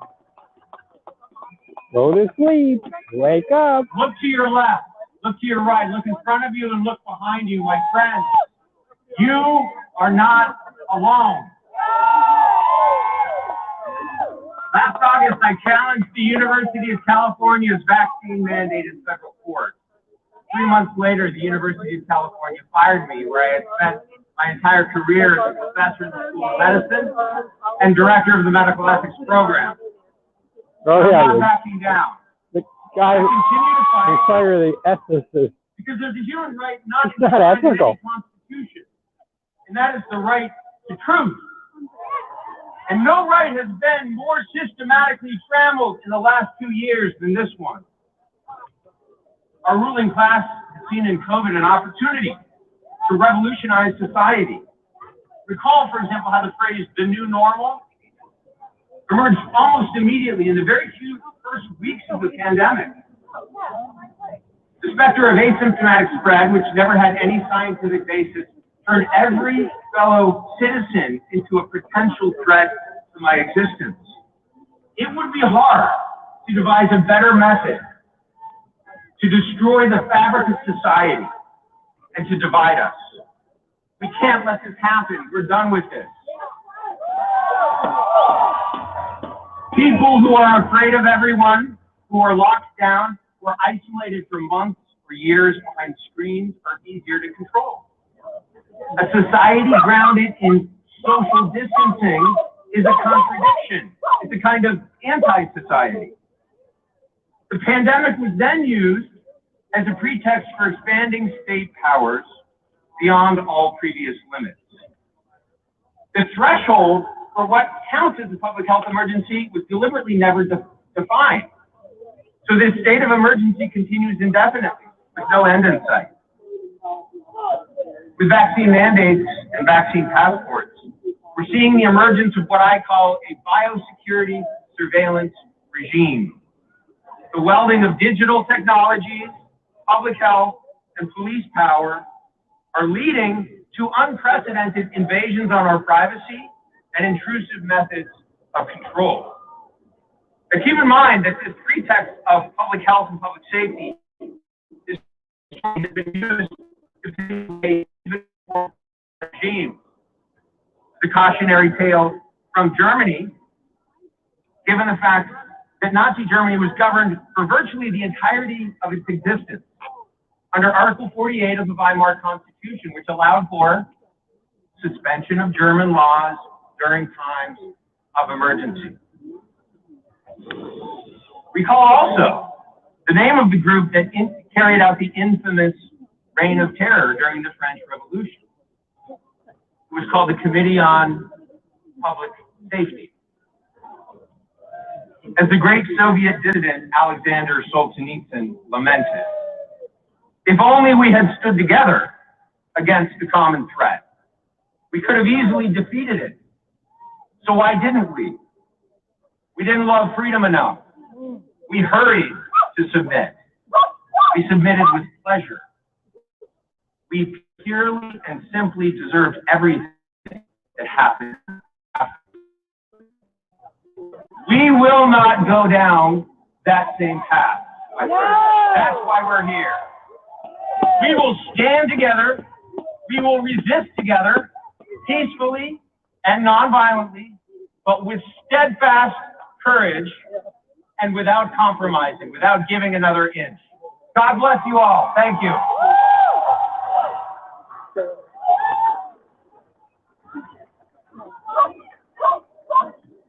Thank you, doctors. Y'all feeling okay out there? You a little cold? Communism's colder, so deal with it. Yeah, our hands and our noses are cold, but our hearts and our souls are on fire. The next man I have the privilege to introduce single-handedly helped crack the dam just a week or two ago on Joe Rogan.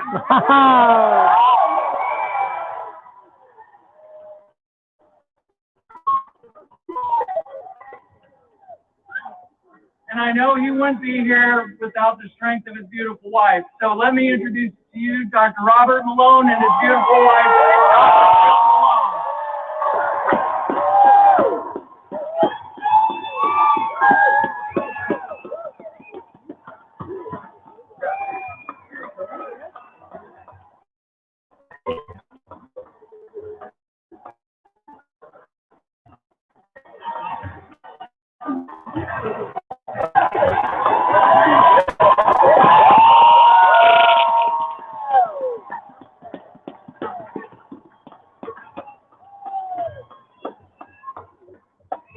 Thank you. It's an honor to be here. And please allow me to introduce my fellow warrior, Dr. Jill Glaspel.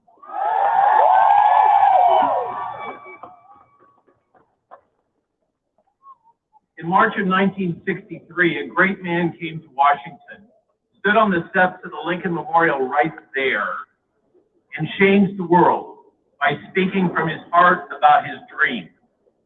Simple words that continue to resonate through time. We all stand on the shoulders of giants. The simple truths are what matter most. Honest words spoken from the heart can change the world. I'm a physician and a scientist, highly trained and experienced in developing vaccines and other medicines. but I've also been a carpenter and a farmhand. In my life, my wife, my family, my friends, and my treasured horses have provided all that I could hope for. It's not been an easy life, and I've seen hard times, as many of you have.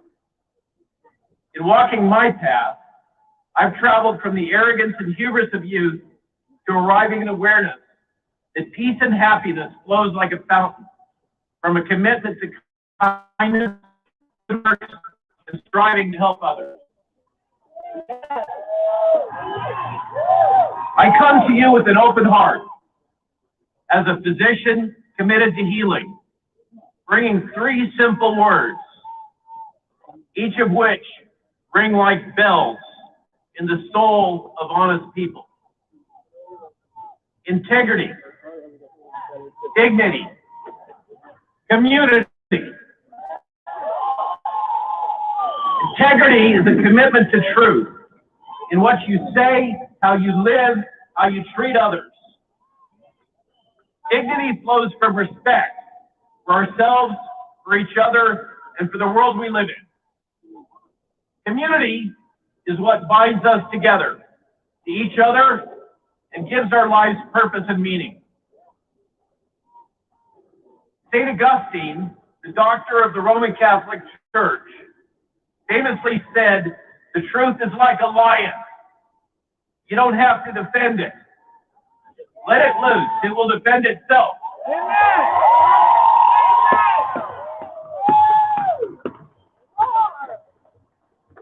Harry Truman, a warrior against war profiteering, something we could use more of now, famously said, "I just tell the truth and they think it's hell."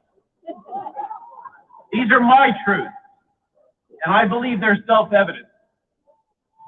We should not have politicized the public health response to SARS-CoV-2 and COVID-19. Regarding the genetic COVID vaccine, the science is settled. They're not working. They are not completely safe. Now we have Omicron. These vaccines were designed for the original Wuhan strain, a different virus.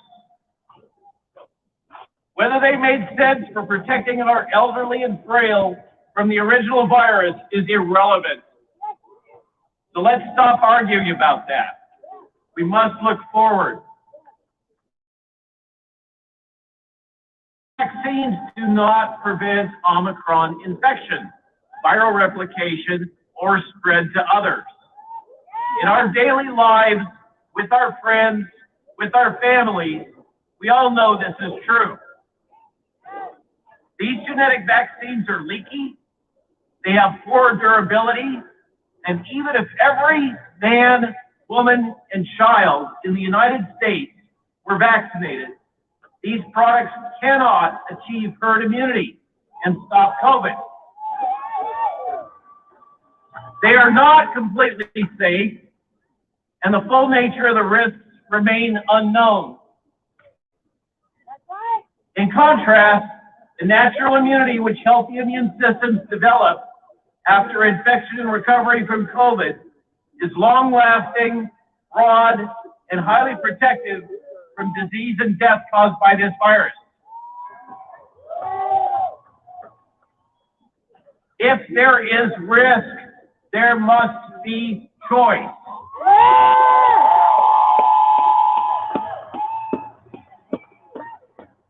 This is the fundamental bedrock truth of modern bioethics. All medical procedures, vaccines, and drugs have risks. All of us have the right to understand these risks and to decide for ourselves whether we willingly accept those risks. To deny this is to deny human dignity. I wish to speak about evil. Evil has many roots. A willingness to deny human dignity is one of the largest of those roots. In our hearts and in our souls, we know this to be true. Although I'm a physician who is deeply committed to the Hippocratic Oath, I'm above all a husband, a father, and a grandfather. I ask that you allow me a moment to speak to you about our children and about our fundamental responsibility to protect them. If nothing else, we must nurture and protect our children. It is job one. It is your job. It is my job.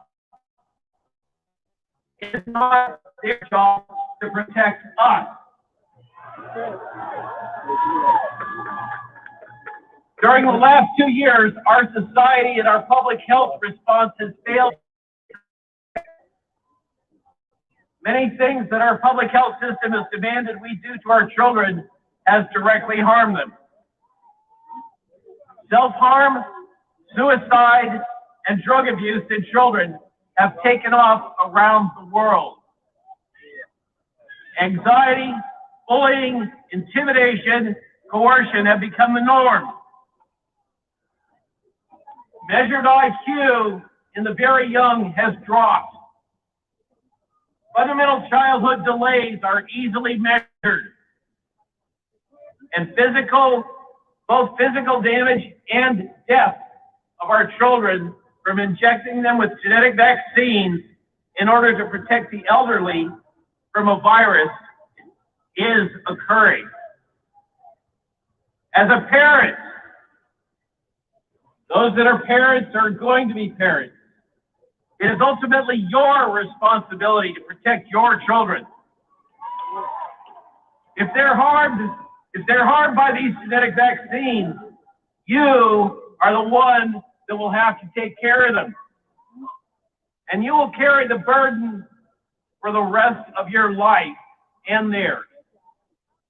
On average, between 1 in 2,000 and 1 in 3,000 children that receive these vaccines will be hospitalized in the short term with vaccine-caused damage. Only the passage of time will we know what long-term damage may occur to these children. The vaccines do not protect our children from becoming infected with Omicron. They do not prevent children from infecting others. In contrast, the pharmaceutical companies and the government are almost fully protected from any damages these products might cause to them. If your child is damaged by these vaccines, you will be left alone with both your grief and the burden of care. These genetic vaccines can damage your children. They may damage their brains, their heart, their immune system, and their ability to have children in the future. Many of these damages cannot be repaired. So I beg you, please, get informed about the possible risks that your children may be damaged by these experimental medical products. Don't let anyone tell you what to do. Think for yourself. Because it's your responsibility to protect and nurture them. If they're damaged, no state governor, no public health official, no television doctor will be there to help you. You, your family, and your child will have to carry the load yourself. Pardon me. Finally, I wish to leave you with hope. We will get through this.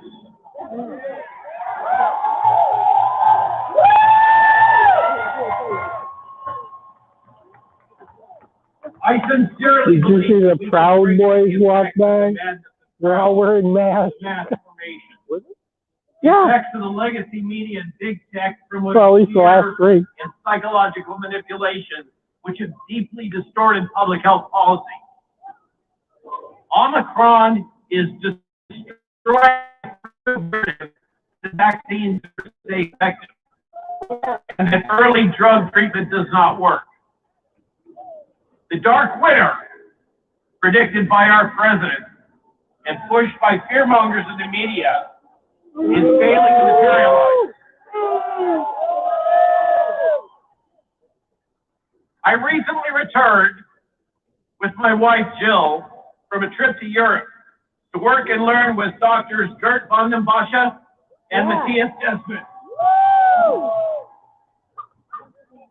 I was reminded once again by them, as I'm reminded by all of you, that Americans are fundamentally good people. The world still believes in the American experiment in self-governance.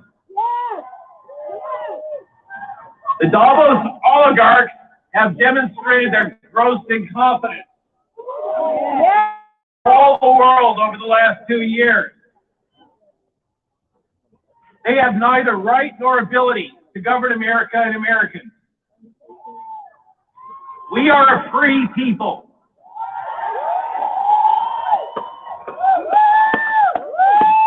And we have governed ourselves for almost 250 years now, based on a constitution developed by self-reliant farmers, tradesmen, shop owners, and landholders. These forefathers rejected a foreign monarchy and oligarchy and instead created and fought for a political structure which remains an inspiration for the world. A shining city on the hill, Camelot. When I was very young, a brilliant man said, "Ask not what country can do for you, but ask what you can do for your country."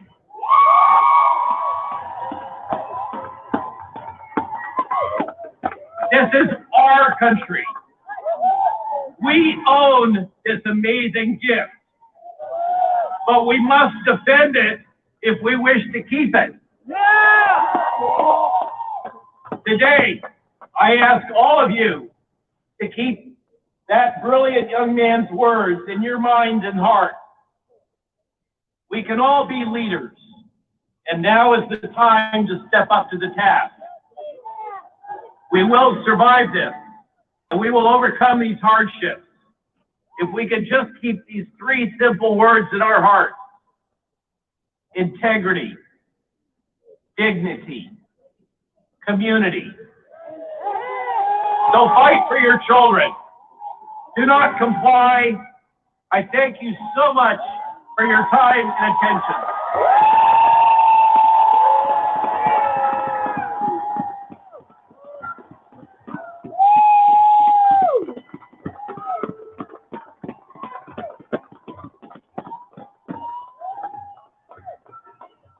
Thank you. It is a privilege to be a doctor because of you. We love you. God bless you. God bless America. Freedom.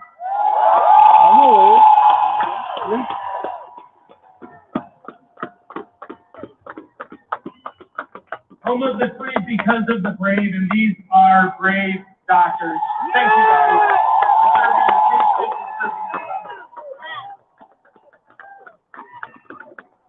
I have the pleasure of introducing our next artist. You may have heard his music recently on Glenn Beck, or the High Wire with Delta Tree. His latest singles and Little Man is reached #1 on F Music and the Amazon chart. Shout out to Beck. Please welcome Grant from High Times August singing Silent War. Beautiful, y'all. Honored to be here today. This song goes out to everybody fighting for truth, freedom, our kids, the future, all All of you showed up today, everybody watching all around the world. It's called Fast One.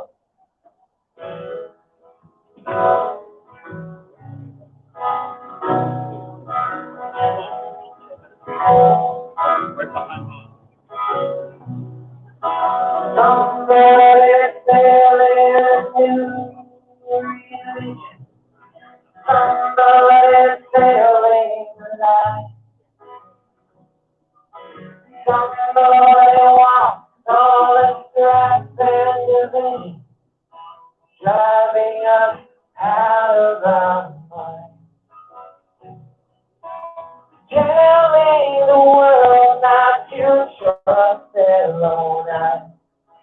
Telling the people we're wrong. Keeping the truth all their people. Taking whatever we can.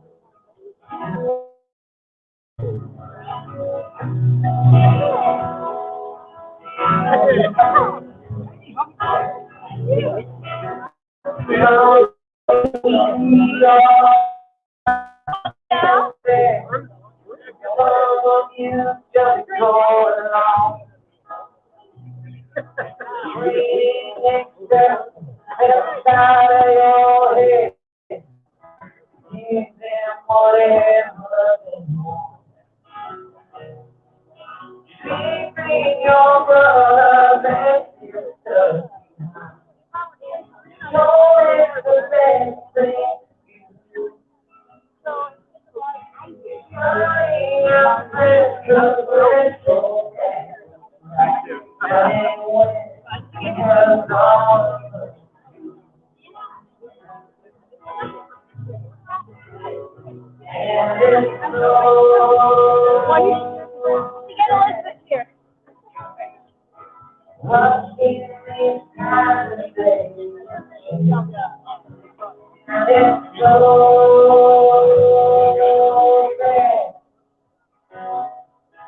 Battle's been violent and have been opposite, so there's been decided war.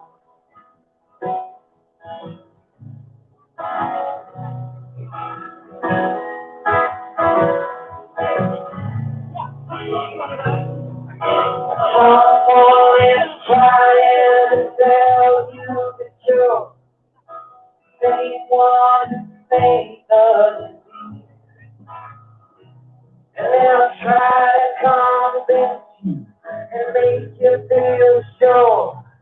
But hey, there ain't no getting out. Cover your mouth and let's have that. You all up the truth. Nobody knows all the damage that's done, and won't ask until it's done.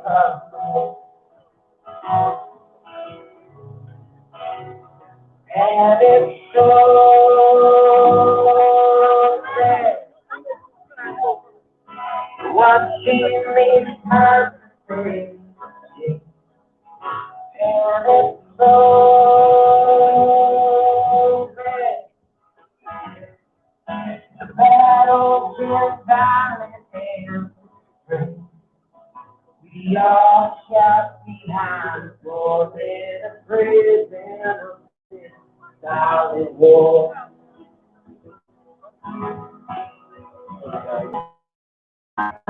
Get back to freedom and fight for your life. Stand up before it's all gone. Back to your life. Stand up before it's all gone.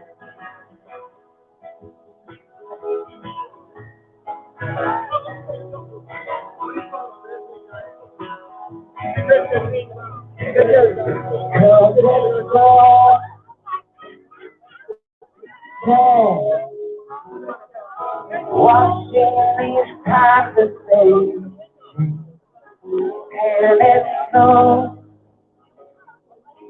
bad. The battle's been violent and John. we can't let them win this dying war.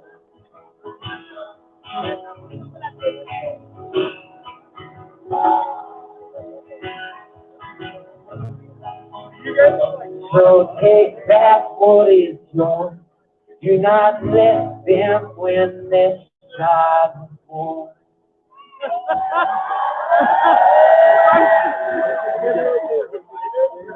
Thank you. Brad from 5 Times August, everybody. Can't see the screen.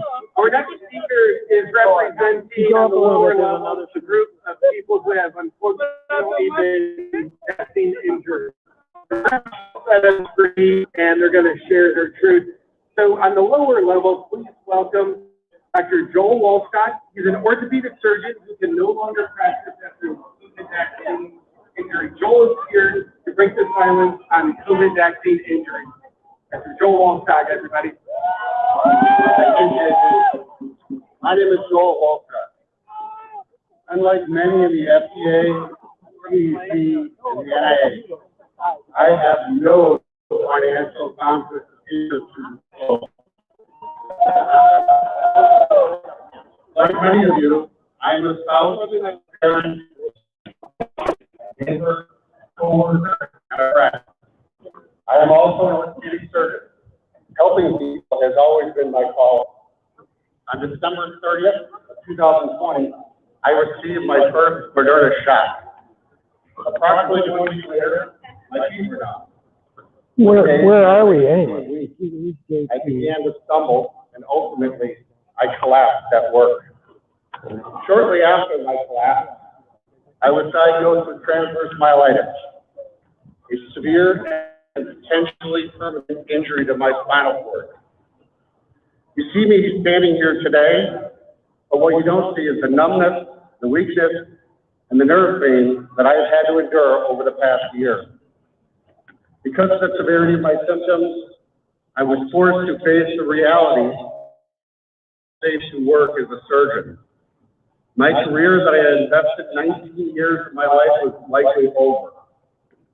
Days of supporting my patient, my community, were replaced with isolation, disability, and doctor visits that seemed to go nowhere. My first sense of life altering ever. Without the loving support of my wife, my 4 amazing children, my close friends, I would have fallen into a dark place. Finding love and support and You can't see it. my vaccinated friends. Those of you here today, your support is essential too. During this journey, I had the true blessing of terrible. I got no whose coverage. life was altered by AstraZeneca. They're all taller and And funny. I also met children like Maddie DeGarry, who is now confined to a wheelchair. Oh, okay. Parents like Chris Ramirez, who lost his son.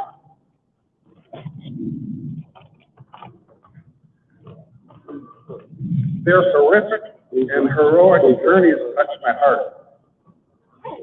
I discovered one essential cornerstone of healing, the realization that I am not alone. Down. I am one of I mean, many I'm thousands. saying everybody's head. We wanted our experience at a hearing here last November. So thank you to Senator Ron Johnson for giving us. He has courage to speak the truth. I left here optimistic. Our mission to seek acknowledgement of the vaccine injured, so they can receive proper evaluation and treatment. Moreover, seek financial help for the vaccine injured. The COVID shots, as you know, are exempt from the Vaccine Injury Compensation Fund. The government and the pharmaceutical companies are protected from any litigation. React 19 is a grassroots, totally independent patient advocacy group launched by COVID vaccine injured for the COVID vaccine injured. In the last 2 months, we represent over 12,000 vaccine injured. These are mothers, fathers, kids, healthcare workers, Democrats, Libertarians, and Republicans. Our numbers are growing so fast that we feel as if we're building airplanes while it's already in flight. We need researchers. We need a network of compassionate healthcare workers. We need funds for medical bills for our most desperate. We have much to do. We need your help. To all the vaccines out there, hear me now. You have been harmed. You are not alone. We hear you. We see you. We are you. Please help us hang on. Help our voices be heard from your social media channel to all of your elected officials in Washington.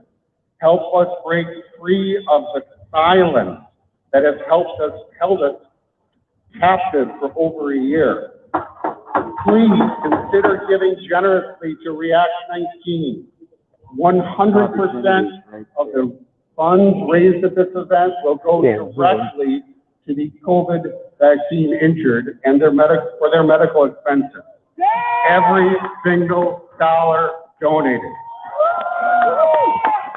Just use your phones and text REACT to 50155 and give what you can. Again, REACT to 50155 and make a difference for someone who needs to know that someone out there cares. Thank you all. Next, a song by Julie Elizabeth, written to break through the silence after her reaction to her Moderna shot. She is too ill to perform today. In her place is April. This is April's first performance since being injured by J&J 10 months ago.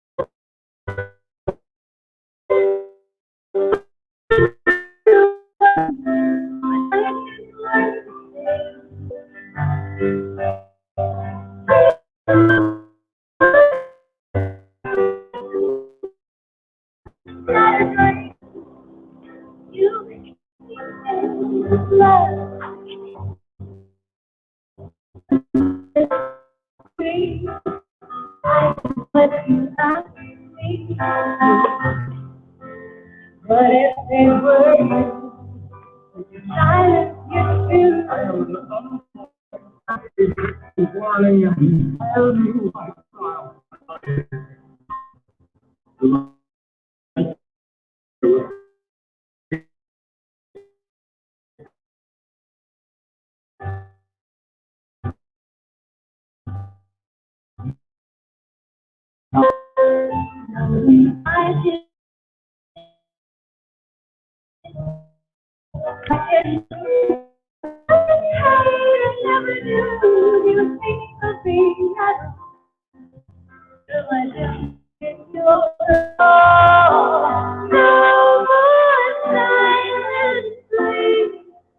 do not turn away. Our lives are worth the same.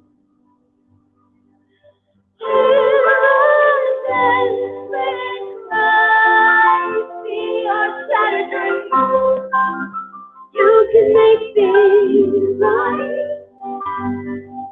And will you stand beside me? That is what you ask me. But if I were you, I never silence you.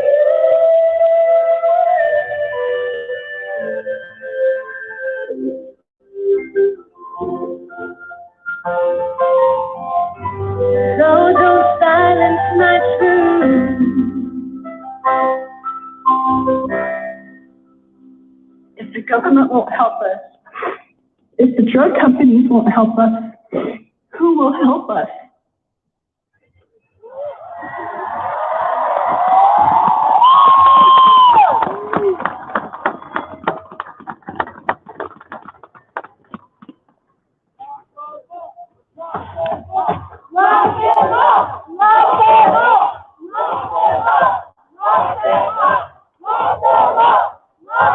I love you. Thank you. You hear that, media? Got it?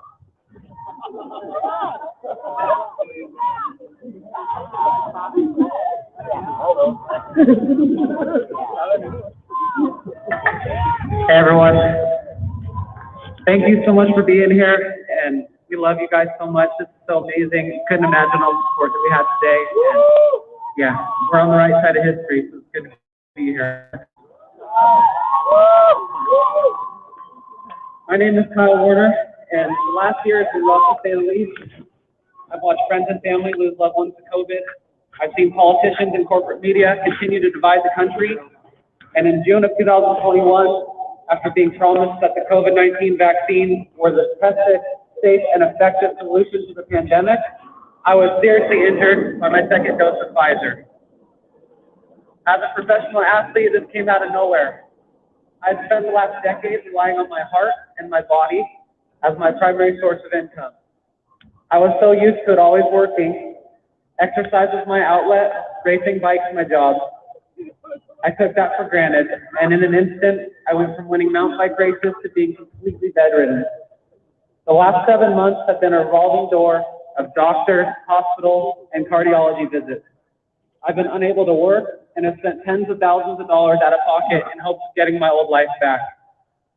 Immediately after my injury, I was quiet. I didn't want to create any hesitancy because I just kept being told my injury was extremely rare, and I drew the short straw. After suffering in silence for a few months, I was desperate to find answers, to finally hear something other than, we think this will get better eventually.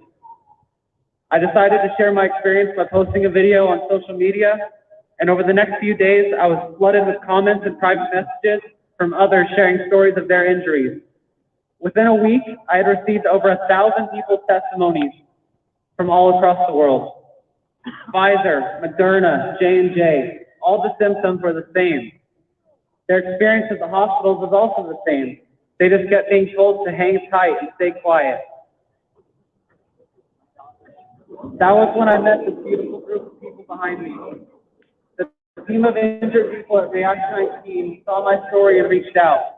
They offered me some ideas for possible treatments and things that seemed to help ease their pain. I broke down in tears as I realized I wasn't alone in the search for answers. When I told them I had gotten thousands of responses to my posts, they said, yeah, we know. We have 5,000 members. I couldn't believe how I not these injuries. How corporate media and public health officials still insisting that COVID-19 vaccines are completely safe and effective, especially if there's thousands of injured Americans in one online support group. It made no sense to me. I asked them naively, what about the companies involved? Shouldn't Pfizer or Moderna be responsible for helping the people that they're injuring? That's when I learned about the loopholes in the emergency use authorization. Until then, I wasn't aware of the fact that the companies selling the shots had been granted total legal immunity by the U.S. government.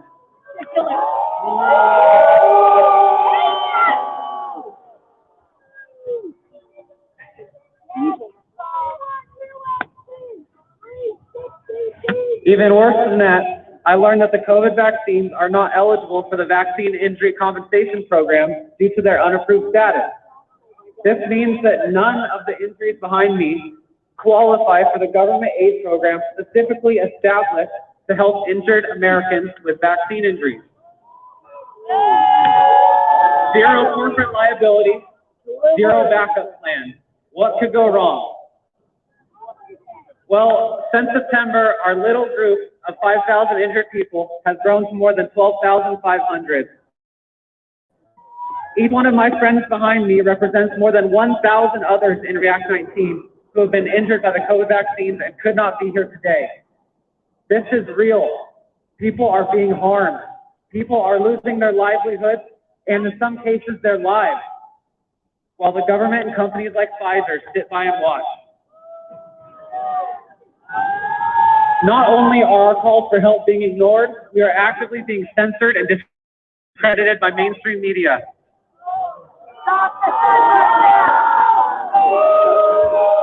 We are not conspiracy theorists and anti-vaxxers.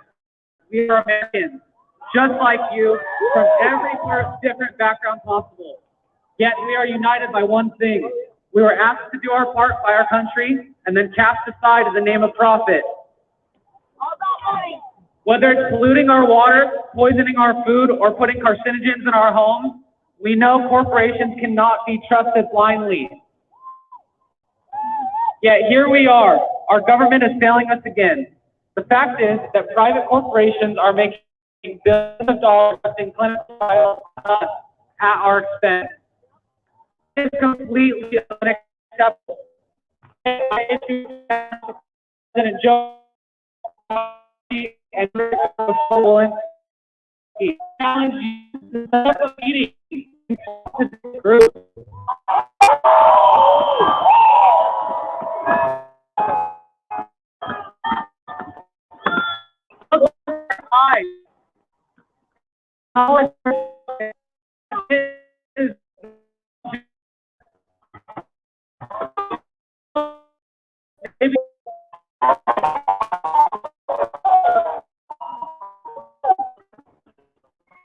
If you really clear about the company, do it a free vaccine and make the company responsible for the damage they are causing. If in fact these injuries won't get profits much at all, I promise their favorite lobbyists won't be too mad.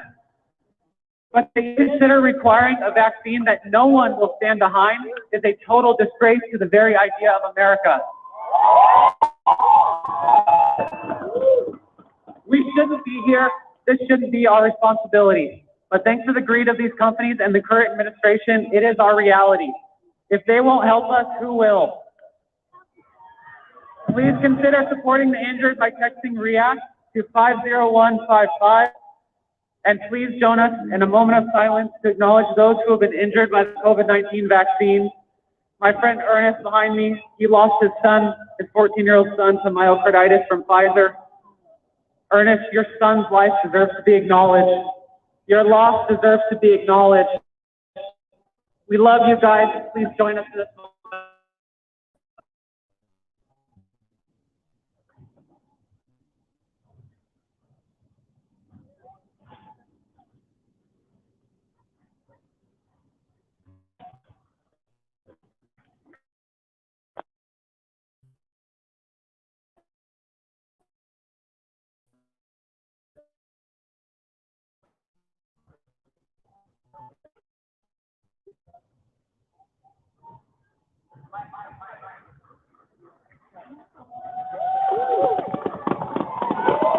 Where is the speaker? I can't figure it out.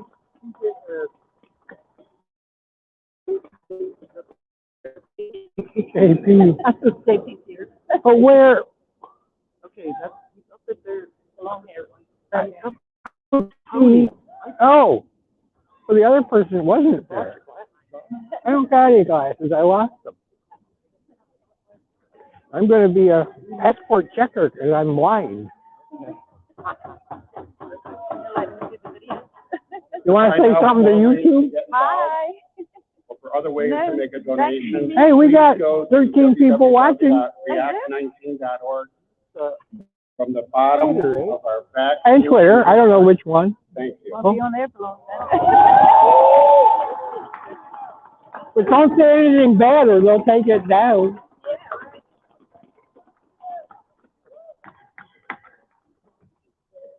Thank you, everybody. Thank you for your bravery. Thank you for having I can see him. give people a better way of life and allowing them to have choice. Our next speaker is Mr. Bill Gates. Oh, wow.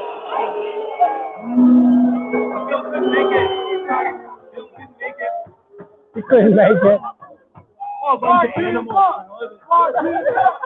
Lock him up. Our next speaker. Lock him up. Lock him up. Lock him up. Lock him up. Lock him up. Our next speaker is a Silicon Valley entrepreneur, a philanthropist who funded the research on fluvoxamine through his COVID-19 early treatment fund.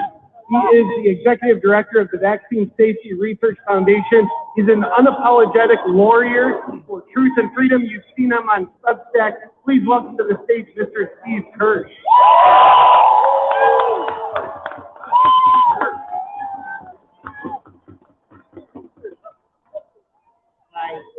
I'm Steve.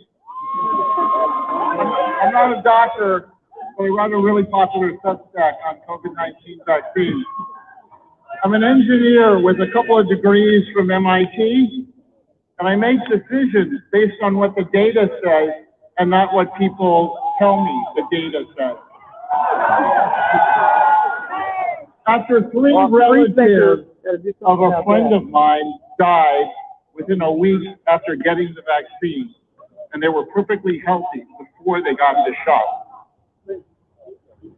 I started looking at the data from the clinical trials, from studies, from the government, and from doctors. And what the data said was very troubling. First of all, the entire pandemic was completely avoidable. We had an early treatment protocol in March of 2020. It was developed by George Fareed and Brian Tyson.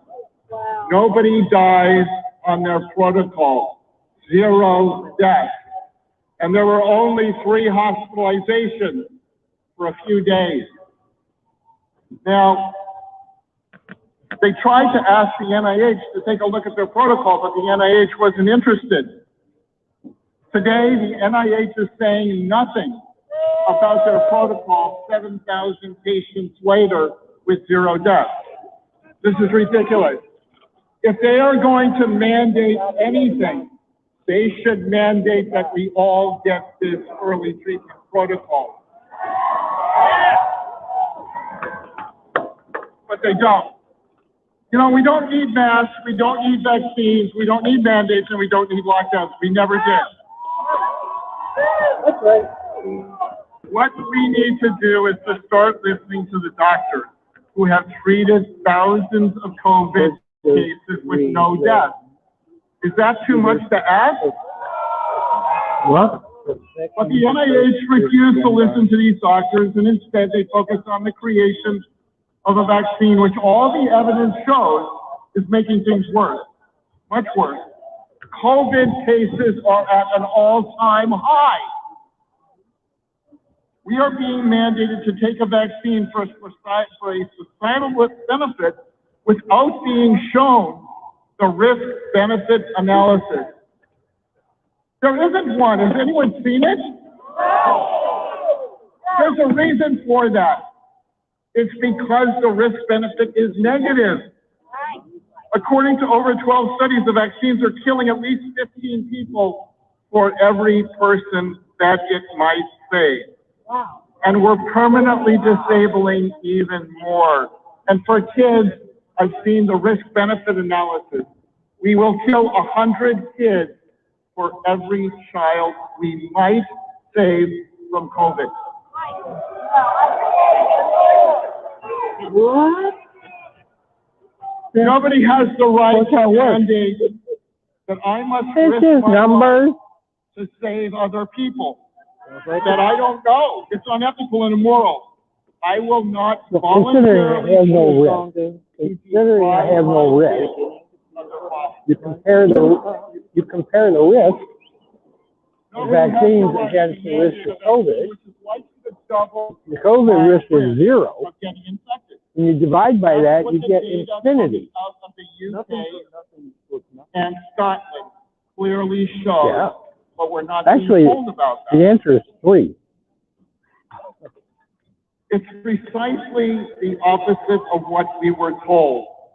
Now, this is why Boris Johnson in the UK recently dropped all COVID restrictions.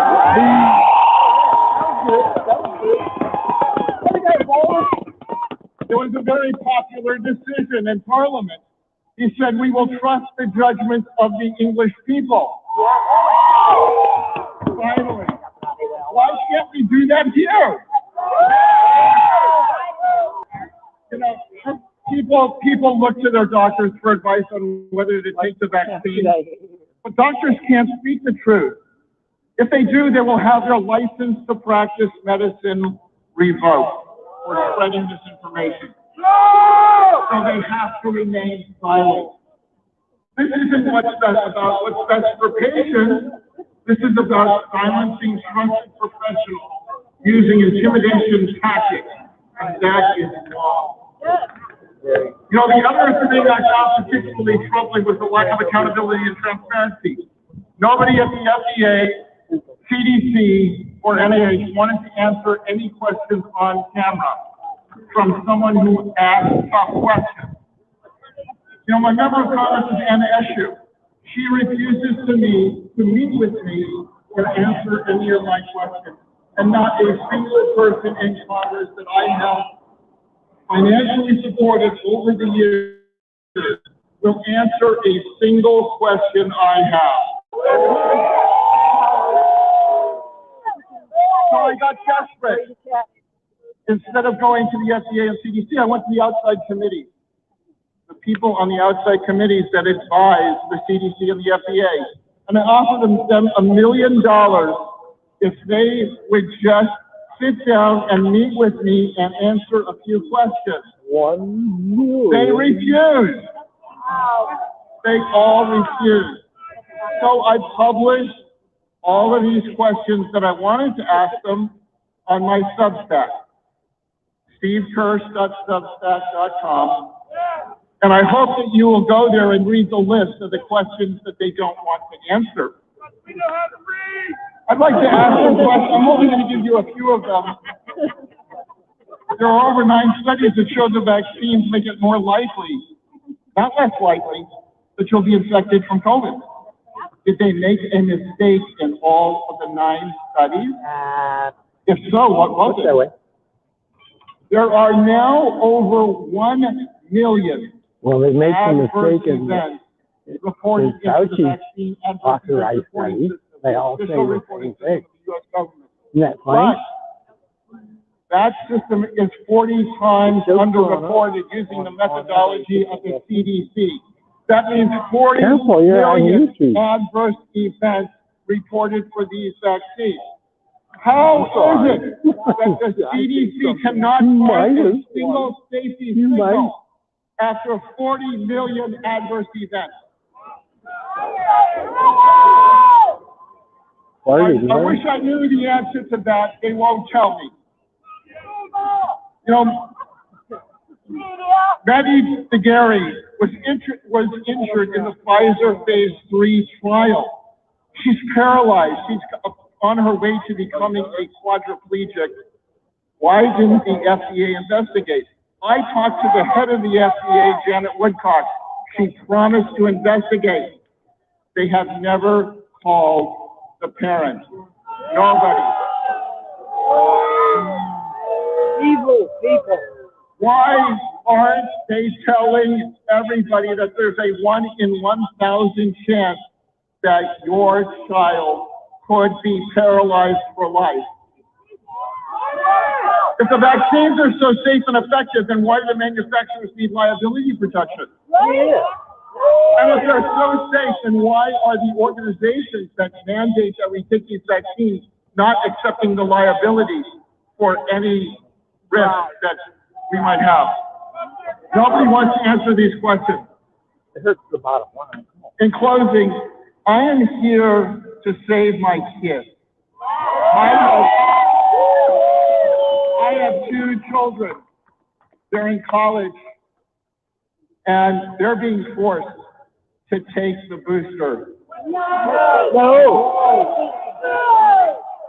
It's wrong. It's wrong, and the schools will not answer any of my questions. I even offered them $1 million just to go and have a discussion with them so they could answer my questions on camera. They all refused. So while I have not been successful in having a single one of my questions answered by the authorities, maybe you will have better luck than I did. We don't have $1 million. I listed all my questions on my Substack at Substack. Offer them $10. Until they answer all of these questions. How about an ice cream cone? You should not comply with their mandate.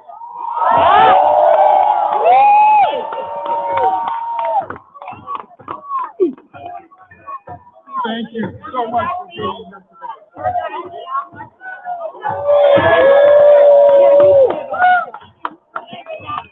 Speakers, ladies and gentlemen.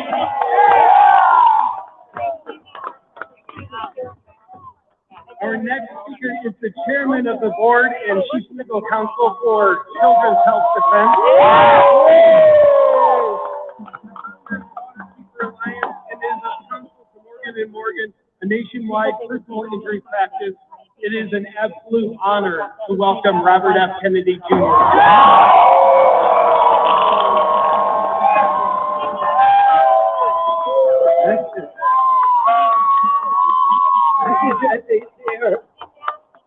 He doesn't even have any gloves on. Coming out today and braving the cold to stand up for democracy and for our children and for the United States Constitution. I wanna start with a salute to the doctors, the medical doctors, the healers, the courageous doctors of conscience who stood up with me here today and who preceded me onto this podium. One of the most disconcerting, alarming Is that warm? features of this pandemic response has been this war against doctors of conscience. It is hot. We know their names: Peter Corey, Peter McCullough, Paul Merrick, Paul Alexander, Ryan Cole, Ted Corey, and so many others whose lives and livelihoods are being destroyed because they are trying to do their job and protect our children. Now, the other really disconcerting part of this pandemic response has been what I call the information chaos. The use, the orchestrated confusion and fear by manipulating PCR tests and over-amplifying them, by changing the metrics on how death certificates are calculated.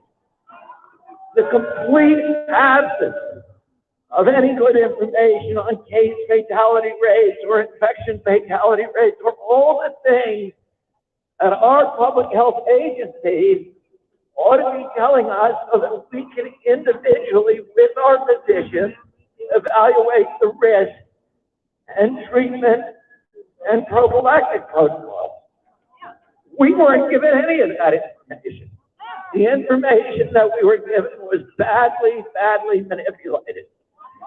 And so now we're left saying, what really happened? We weren't told, for example, that there was a age stratified risk.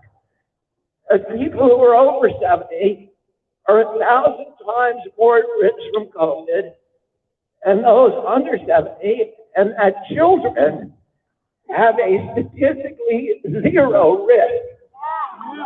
We were manipulated, and the press was manipulated in telling us all that every American faces the same threat as elderly people. And that meant that we could not have a rational response that protected the vulnerable and protected people in our livelihoods, our culture, our political freedoms, our constitutional rights, and our values, which are all ultimately public health issues. Now, the one data point that in all of this confusion, the fog of war that they created and orchestrated to sow confusion, to sow fear, to make us compliant. The one data point that everybody should know and that we have to regard as reliable because it's the data point that Pfizer gave in its submission to FDA to get its license. We know a lot about the Pfizer vaccine, more than any of the other vaccines, because the Pfizer vaccine is the only vaccine that has a license.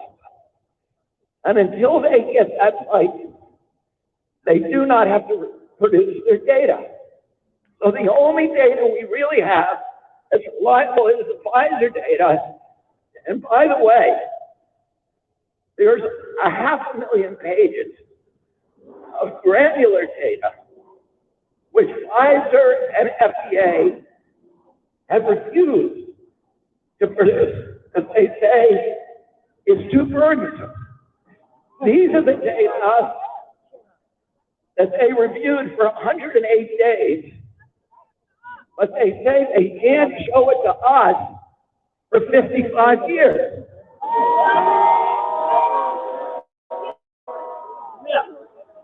So, they promised they were going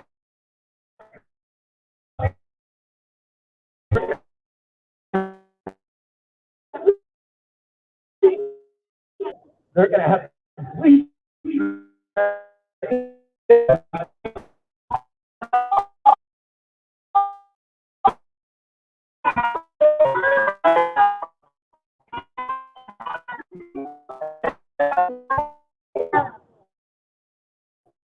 one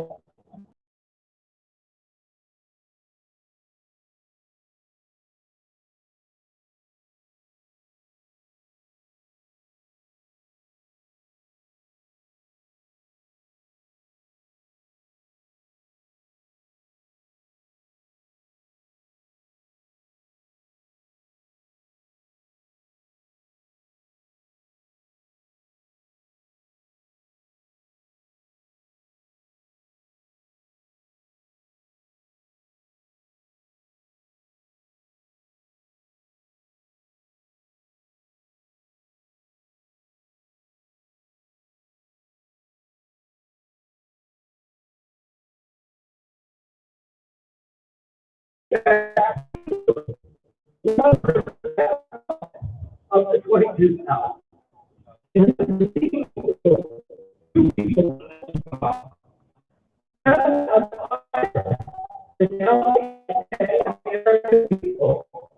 As soon as that age is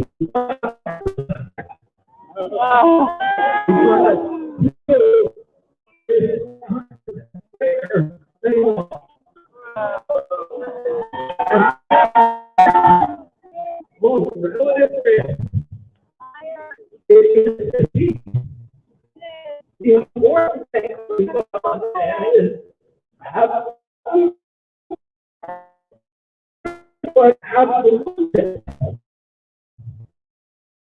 the vaccine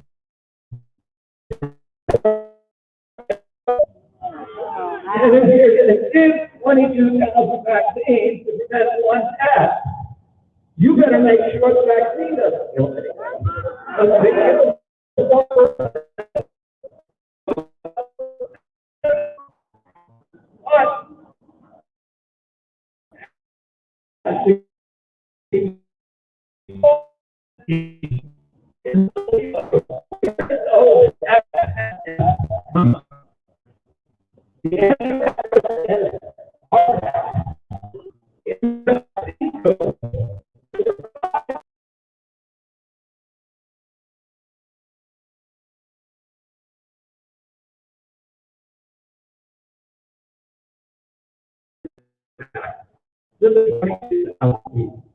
So what that means is, if you take the vaccine, you're 500% more likely to die of a heart attack over the next 6 months than you don't.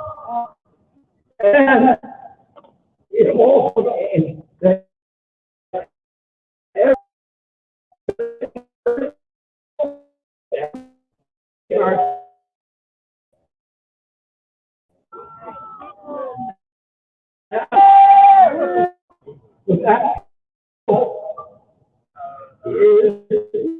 in the marketplace. And what we've seen is the data points that we are seeing confirm the fact that people are dying of heart attacks. As Steve said, there's been 1 million injuries reported in there. There have been 20,000 deaths, more deaths. All vaccines combined in the last 36 years. Oh, what is and 20,000 after that? As they say, and this is what the press, like a bunch of stenographers and automatons, will repeat again and again, is, well, the VAERS system doesn't work. Well, it's their system. Yeah. It's the only system they got. They don't have anything that works. We didn't make up the system. They made it up. And they've known for 36 years that it doesn't work. And that's their fallback position, is the system that we gave you to protect you from vaccine injury is so broken and so unreliable that it can't be used for any purpose. Well, the 1986 Act, Congress ordered HHS and the industry to create a working surveillance system that would allow us to be able to calculate and estimate accurately vaccine injuries and deaths. So for 36 years, they've been breaking the law. And in 2010, they finally said, oh, okay, we'll design a system that works, a surveillance system. So they created a machine counting system that captures about 90% of vaccine injuries and deaths. And the study, I'm going to quote you studies, because I know this has never happened to you before, because you've been listening to CNN and HHS. I doubt that this crowd Use hearing about scientific studies, but science actually is determined by doing studies formally before we appointed one man to be the science. Yeah, right.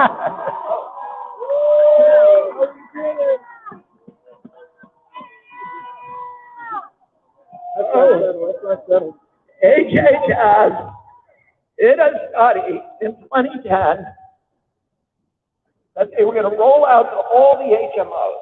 They studied one HMO, which is Harvard-Pilgrim, which is up in New England. They were Harvard scientists. They spent millions of dollars. They studied the system for 3 years, and they had a pilot system that they designed that would capture all the vaccine entries. At the end, the study, which is called the Lazarus Study 2010, they came back and said, we designed a system that works like a charm. It picked up most vaccine entries, and guess what we found? There, when we compared it to theirs, we found that theirs is missing more than 99%, not 95%, more than 99% of vaccine entries. What did CDC do? They looked at that, and that study said that 1 out of every 39 people who got vaccinated with any vaccine, on average, were suffering an injury. CDC was telling the American public it was 1 in a million. They were lying. And so what was their solution? They shut down that study. They stopped the rollout. They put it on a shelf, and they've been keeping it there for 11 years. And now the system that they knew was broken 11 years ago, they knew only counted 1% of vaccine injury 11 years ago. Now they're telling you it is overestimating vaccine injury. Those 20,000 people didn't really die of the vaccine. Those 100,000 people weren't really injured. Well, there are a lot of studies that show that theirs doesn't work. I can say that. There's not one scientific study that shows that it overcounts vaccine injury. Every study shows it undercounts them. 50%, 80%, Why I made that. 90%, 99%. No, if somebody tells you from the press, theirs can't be counted on controlled press and they vaccine injury, say, show me this study. They cannot. There is no study that does that. Now, that's what it's all here. We are all from different political orientations, from different political parties, from different assumptions and backgrounds, from different races and we are here for one reason. We love the United States of America.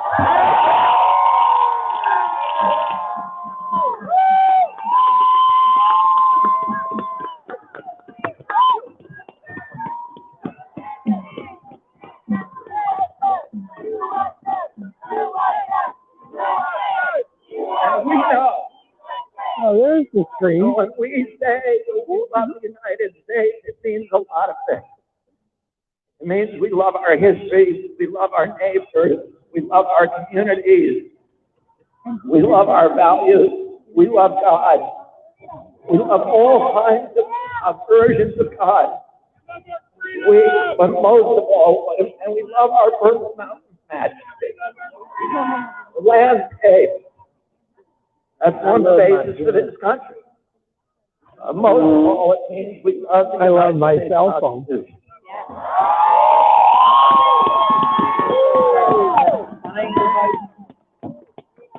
We have witnessed over the past 20 months a coup d'etat against democracy and the demolition, the controlled demolition of the United States Constitution and the Bill of Rights.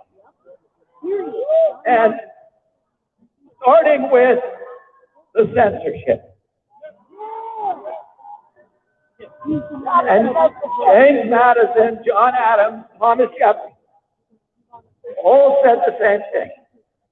We put freedom of speech in the First Amendment because all of the other rights that we were trying to protect relied on that right. Think they're going to shoot him someday? You got to get rid of all of it. The license to silence its critics. You have given them capacity to commit any atrocity they want and to obliterate all the amendments and rights of the Constitution. Yeah, Uncle. Got rid of freedom of speech, they went after freedom of religion. They closed every church in this country for a year with no regulatory process, no public hearing, no demonstration of science, no scientific citation to show that it was going to do any good. They kept the liquor stores open. The Walmart open. But I remind you that liquor stores are not mentioned in the United States Constitution, and churches are. Good point. They took away our property rights. They closed 1 million businesses with no due process, no just compensation. They took away jury trials. The Seventh Amendment says no American shall be deprived of the right to a trial before a jury of his peers in cases or controversies that exceed $25 in value. There is nothing else. That's all it says. There's no pandemic exception. There's no war exception. There's no any exception. And yet they have passed, I won't even say a rule, because there was no rulemaking. It's a policy. And you cannot sue any company, any of these large multinational corporations that claim to be involved in countermeasures. No matter how reckless their behavior, no matter how negligent their conduct, no matter how grievous your injury, you cannot sue that company. They have a license. These are criminal companies, by the way. These are serial felons. The four companies that make all of our U.S. vaccines for the children's program, Pfizer, Glaxo, Sanofi, and Merck, have paid $35 billion in criminal penalties for hundreds of violations and damages in the last 10 years. These are the companies that gave us the opioid crisis. It kills 56,000 children a year. More American kids every year than the Vietnam War killed in 20 years. These are not good citizens. These are criminal enterprises. And now you're taking away any economic or legal incentive for them to behave. What do you think they're going to do? You think they found Jesus ugly? And they're going to take care of us and our children, and they're suddenly concerned with public health? No. They took away due process rulemaking. They've taken away our right to be free of warrant the search and procedures to this very intrusive track and trace surveillance, etc. Oh, we are watching something now that I never believed that I would see in my life. And I read in Orwell and Kafka and Aldous Huxley this dystopian science fiction novels that one day the United States would be overtaken by fascism. Fascism, incidentally, is defined, Mussolini defined it as a merger of state and corporate power. And orchestrated by Tony Fauci.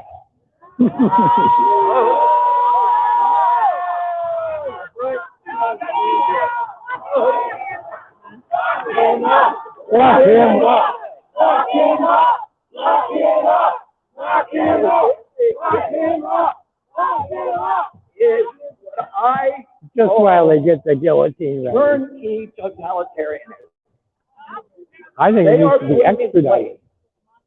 All of these Islamobia. technological mechanisms for control that we've never seen before. It's been the ambition of every totalitarian state from the beginning of mankind to control every aspect of behavior, of conduct, of thought, and to obliterate dissent. None of them have been able to do it. They didn't have the technological capacity. Even in Hitler's Germany, you could cross the Alps to Switzerland. You could hide in an attic like Anne Frank did. I visited in 1952 East Germany with my father and met people who had climbed the wall and escaped. So it was possible. Many died doing it, but it was possible. Today, the mechanisms are being put in place that will make it so none of us can run and none of us can hide. No passport. Within 5 years, we're going to see 450,000 low orbit satellites Bill Gates has his 65,000 satellites alone. We'll be able to look at every square inch of the planet 24 hours a day. They're putting in 5G to harvest our data and control our behavior. Digital currency that will allow them to punish us from a distance and cut off our food supply. Vaccine passports.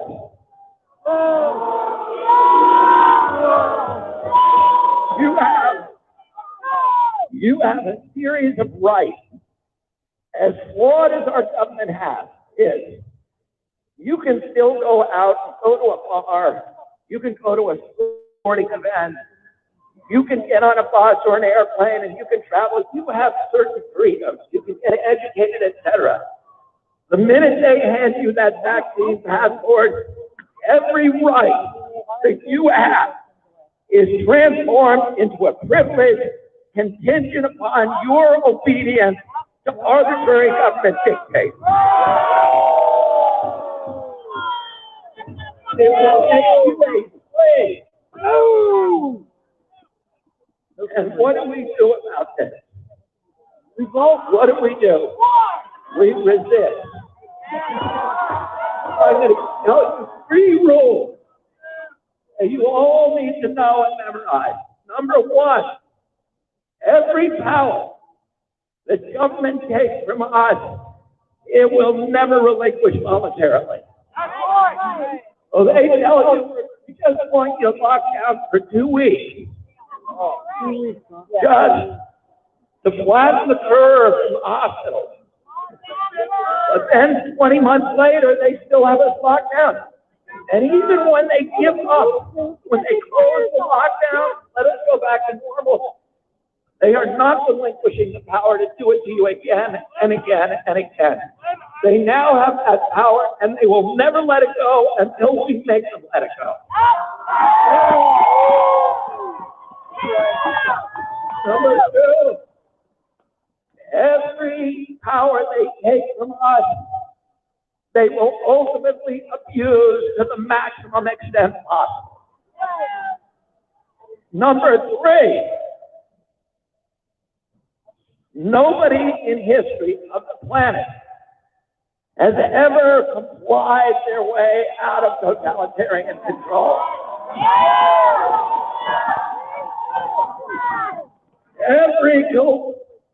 Every capitulation is a signal to the oppressors to impose new forms of torment or torture or compliance or obedience. Every time you comply, you get weaker.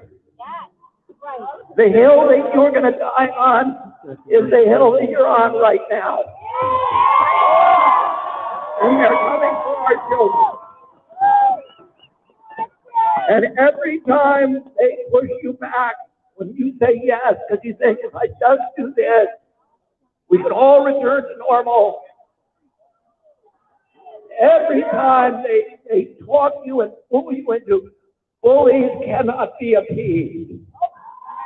It just encourages them to new forms of torture and torment. Every time you say yes, 1984, you're getting pushed back to a weaker position. He does 7 years of torture. Then he says, I love Big Brother, and then they kill all of you in the crowd, I thank you, I love you. You came out on this cold, cold day to do your duty to the United States of America. Let's go fight for freedom. And let's return to our build back for our children. The America that our parents fought and died for. Thank you very much.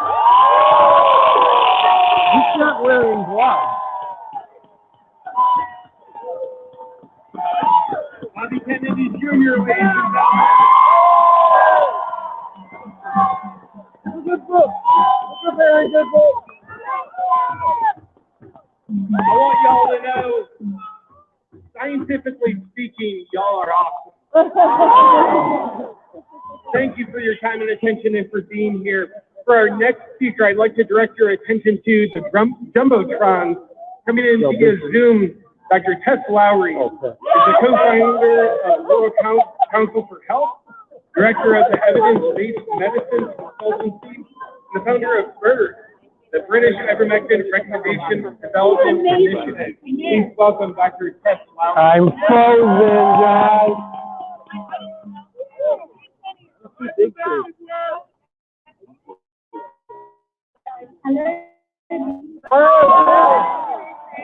Dr. Lowry, hand over the way the music. Today we remember to we have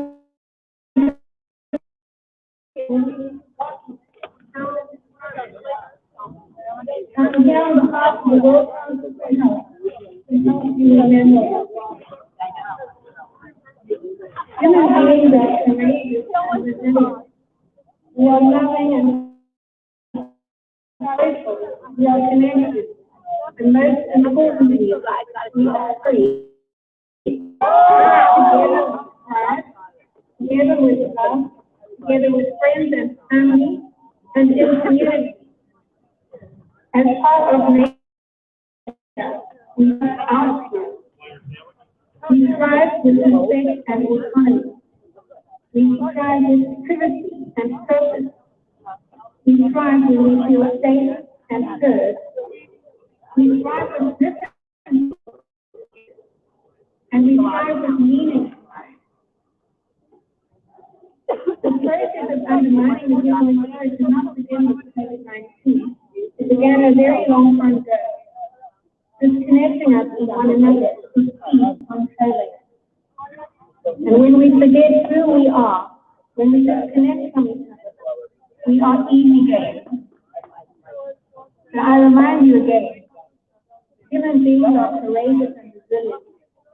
Don't forget, what we do because we choose. We think because we think, because we choose to think. What we learn because we choose to learn. And what we are because we choose to be. Nobody should make us do, think, learn, or be anything we do not do. We are responsible for ourselves because we are free.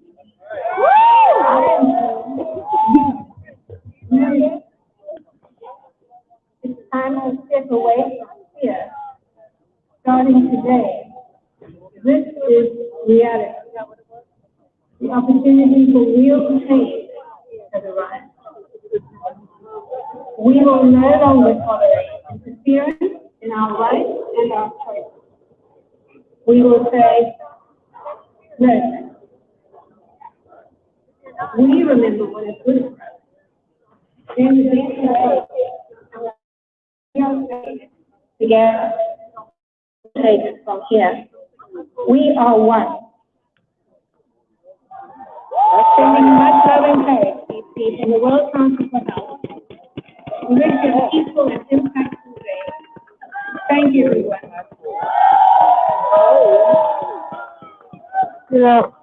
Thank you, Dr. Lowry. Our next speaker is an awesome international speaker and minister of Islam on a mission to bring people together, stop violence, and make our world a better place for all to live in. Please welcome to the stage, Reba Islam. I don't know how to get past this. Let's see.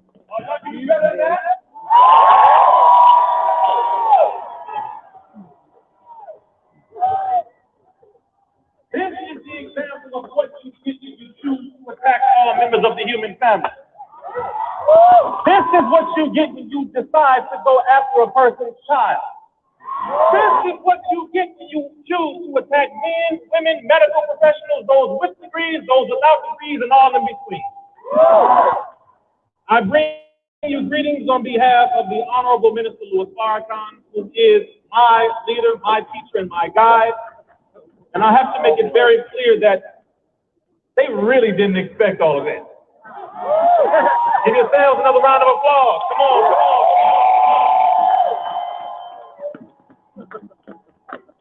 on. See, I got my mouth. It says in the book of Psalms 133, how good and pleasant it is when brothers come together get the monitor. in unity. In the Holy Quran, chapter 3, verse 103, it says, and behold, hold firmly to the rope of Allah, all together and become not divided, and remember the favor that I have given unto you. When you were enemies, victory, and he brought your hearts together, you became, in his favor, brothers. The most honorable Elijah Muhammad said, our unity is more powerful than a hydrogen or an atomic bomb. And the Honorable Minister Louis Farrakhan said that we should argue over religion after we are free. Well, I have to make this very clear that please give another hand to Robert Kennedy Jr. and all of those. You got one of those? It's on. No, it's warm. When no one in the black community would listen to what is happening to black people as it pertains to vaccines, we thought Tuskegee was it. He came to us and said, there is something happening now that is far worse than Tuskegee ever was. He met with me and I brought my minister, the Western Regional Minister for the Nation of Islam, Minister Tony Muhammad. Once we received that data, we brought that information to the Honorable Minister Louis Farrakhan. Once he received the data, he said, Mr. Kennedy, not only am I going to bring this information to our community, but I am going to bring it to the entire world. And he did at the 20th year anniversary of the Million Man March. That was streamed to over 42 countries to over 1.2 billion human beings across planet Earth. Y'all can clap for that. Come on now, come on. I find it no coincidence that we are standing where Reverend Dr. Martin Luther King Jr. made his great I Have a Dream speech. Give a round of applause to show love to our beloved ancestor, Dr. Martin Luther King Jr. A powerful man, a beautiful man, an articulate man. We like to hear the I Have a Dream speech. We like to hear Mountaintop, but we have run that a little too deep, I would say. The last 2 years of Dr. King's life is when he woke up from that dream. He was interviewed in 1967 on NBC, and he said, I must confess that that dream I had has in many ways turned into a nightmare. And this is one of the circumstances that he was referring to. What would cause a Muslim, a Christian, and the members of the Jewish community to stop arguing? You can laugh. It must be something pretty big. This circumstance has made Satan obviously the one who has declared war on all of humanity. Is that right?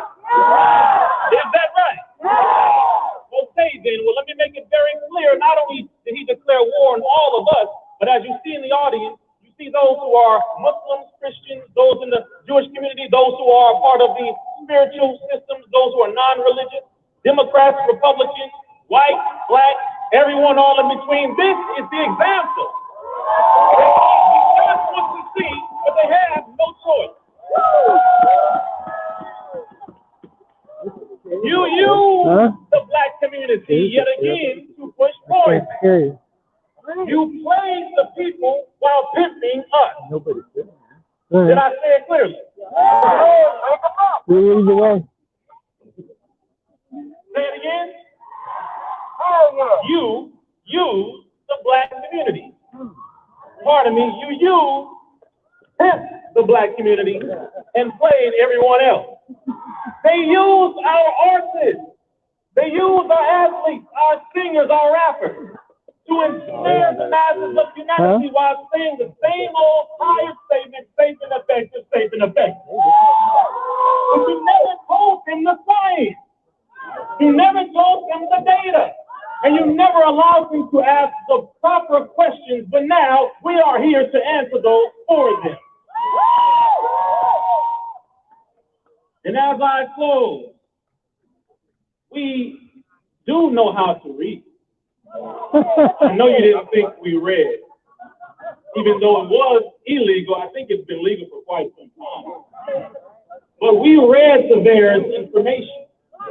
We read all of the data. We have debated with some of your scientists, some of your quote unquote medical professionals, and we have found that there were so many things that you have omitted that Mr. Robert F. Kennedy Jr. outlined beautifully. But Tuskegee was not the worst. You experimented on 1,500 children in LA in the 90s. You experimented on over 20,000 black and brown women in the prisons of California. You experimented on inmates in Philadelphia. You've experimented on our people for quite some time, and as demonstrated with some of those vaccine injured, you have experimented on over 1 million and potentially over 1 billion people recently with this new quote-unquote vaccine. So this has been the mass COVID experiment. Did you hear me? I want to make sure you stand with me. Almost done. The Honorable Minister Louis Farrakhan, in his July 4th, 2020 address called for Criterion, he stated, quote, "If you attempt to force this on us, we will take that as a declaration of war." And before anyone attempts to take that as a soundbite and use that as a threat, let me go ahead and make a familiar quote, because you know how they do. This sounds quite familiar. I believe a founding father by the name of Benjamin Franklin made the statement that, quote, "Rebellion to tyrants is obedience to God." The epitome of what is called an American. I think we are following what it is called to be an American. And the last I will say here, the Honorable Minister Louis Farrakhan warned the Pope. He warned the president at the time. He warned every member in Africa as it pertains to the leadership, and he warned all members of the human family, and he told them, "We do not want your vaccine." Did he say it? Did he say it? Did he say it? So he is not one, as the Most Honorable Elijah Muhammad taught him. He said, "Don't speak for one, speak for the whole." The challenges have been issued, and not one of these medical professionals, not one of these scientists, Fauci nor Gates, have answered the challenge. But I believe from this point on, we must continue to issue the challenge. We must face the challenge. Does that make sense? We have the right and the freedom, as you have stated under the First Amendment of the United States Constitution, to our practice of religion, our practice of the freedom of press, our religious freedoms, and as it pertains to speech, and as it pertains to assembly. Are these the First Amendment freedoms that they guarantee to us? Are they? Well, if these are the First Amendment freedoms, then I will say we as a people have to continue to come together, regardless of your color, regardless of your creed, regardless of your religion, regardless of whatever you call yourself, because to them, none of that matters. Our enemies don't argue over religion, while we do. But we need to end that today. So thank you very much for listening. Let's go with it.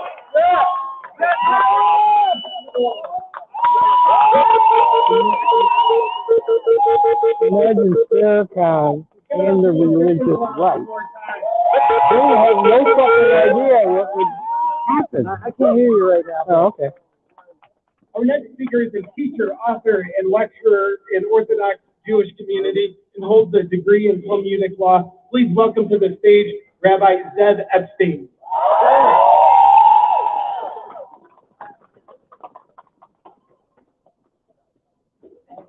This is a cool view.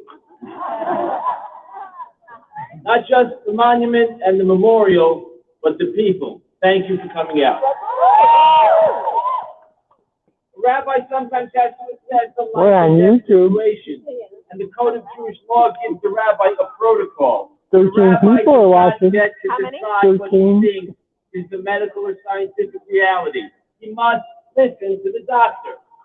Any MD or PhD who comes forward with credentials, with scientific or medical training, with years of experience, and with scholarly publication is given a voice, even if his is a minority opinion, even if he's going against a great wave of colleagues.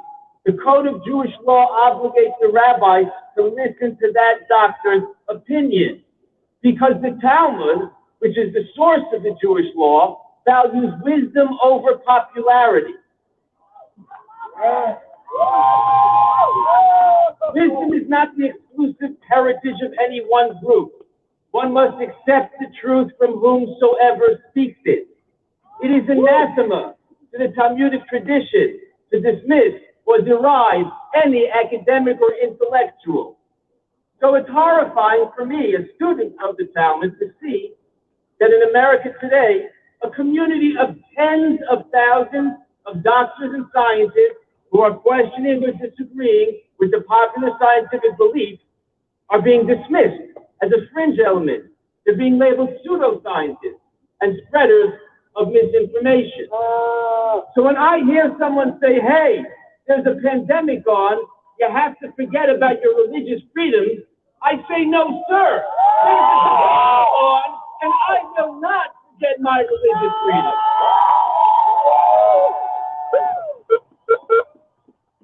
The Code of Jewish Law also rules that in matters of health, we must err on the side of caution. To many rabbis, that means not giving the vaccine to children or to pregnant women, discouraging the vaccine for the young and healthy or those who have recovered from COVID. And furthermore, vaccination for anyone must remain a personal choice. The employers, heads of schools, and the keepers of any public place may not coerce others to vaccinate with the threat of barring them or banishing them. But when rabbis give forth that ruling, they're oftentimes labeled anti-vaxxers. And when American citizens choose of their own accord to follow the common sense advice of the dissenting doctors, when they choose not to vaccinate, they're labeled as reckless and selfish and dangerous and infectious. So the first order of business is to remind ourselves of the great values of ideals, the great ideals of respect and tolerance, so that all Americans can assess the public health question with clarity. Many Orthodox rabbis support the message of this rally. Among them are some of the leading sages in America. I asked one of these sages, what message should I deliver at the rally? He said, that's Yiddish. It means, tell them that although man is endowed with free choice, God, the creator of the universe, is the one who manages and controls our world, and he is watching us. So even though we're all opposed to mandates, there's one mandate we must never oppose. It's God's mandate. It's 3 words. Choose the good. God tells us this in the Torah, in the Bible, but it's a mandate that transcends religion. It applies equally to members of all faiths. It applies to the great global community of the unaffiliated faithful, and it even applies to those who choose not to believe in God at all. To that third group, God says, with his benevolence and patience, my dear children, you may not believe in me, but I believe in you, that you will do what is right by each other, that you will choose the good, and that you will be good people. Marginalization of academics is bad. Vilification of fellow citizens is bad. Supporting policies of segregation and discrimination is bad. And the suppression of dissent in any public matter is really bad. Many of our elected officials are worthy and hardworking, but they're human. They may make bad choices. When that happens in a government of the people and by the people, it's the sacred duty and obligation of the American people to set them straight and choose the good. Does the vaccine prevent transmission? We've heard today that it doesn't. If you help coerce your neighbor to vaccinate, are you safer? Do not assault your neighbor's dignity and personal liberties and religious freedom in the name of public health when there is no scientific unanimity that you are indeed helping the public health. Go with what you know. Choose the good. And I can tell you, God will bless and protect all Americans who follow his mandate and who choose the good. Thank you.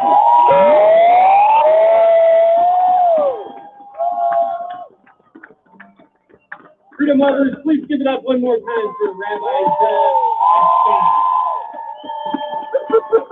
Our next speaker is a spiritual leader, educator, publisher, human rights activist, ghostwriter, author, and traveled across the globe to share a message of hope, personal destiny, and to promote balanced education. Please welcome to the stage Dr. Aaron Lewis.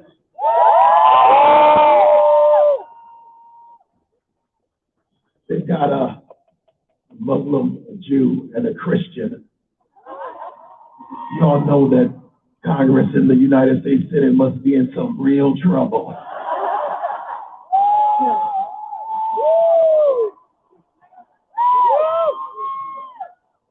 I give honor to my brothers, Rabbi Zeb, my brother, Minister Lisa, and also I give honor to Bobby Kennedy, who's been on this fight for a long time. And every single one of you, as I get started, I just wanted to let you know that I love you from the bottom of my heart. And will do anything for you. Last night I went to bed and I had good sleep. But this morning I woke up and I was a little bit tired.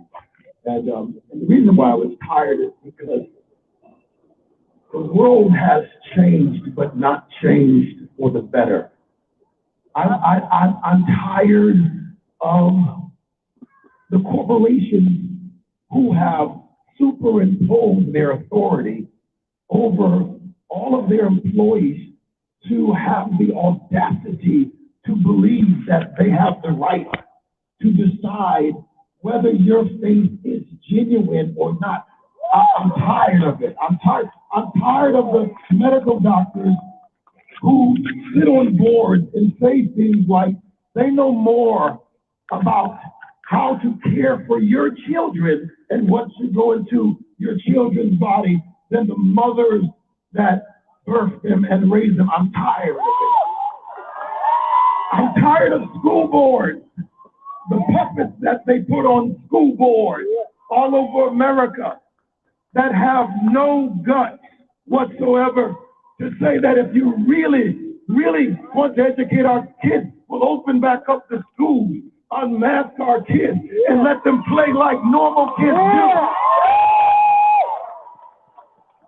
I'm especially tired of my fellow pastors that because the government told them to shut the churches down, and my brothers who I love, the rabbis who the government told to shut down the synagogue, listened to the government and didn't listen to God. I'm tired that we are being manipulated. I'm tired that we are being experimented on. I'm tired of a United States Congress and Senate that is doing nothing to protect the American people. I'm tired of the disrespect to the military. My brother is in the military. My uncle was in World War II. My cousin died in Vietnam. And we have an administration that disregards and denigrates the people who are willing to die for us. I'm tired of it. Tired of the people that sit in these seats that originate, cause, and stimulate race wars. I'm tired of these people that sit in the White House that make people in the hood, make folks in the suburbs look like they're our problem. So that we don't fix our own problems and we're going to wait for a lifetime for somebody else to fix it. I'm tired of the fighting. I'm tired of the segregation. I'm tired of it.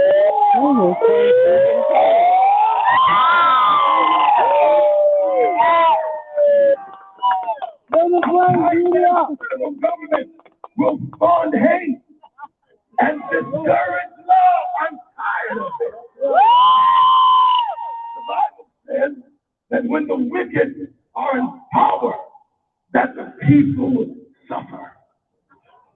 Right. That's why I decided, I made a decision that I am going to run for governor of my state, the great state of Connecticut.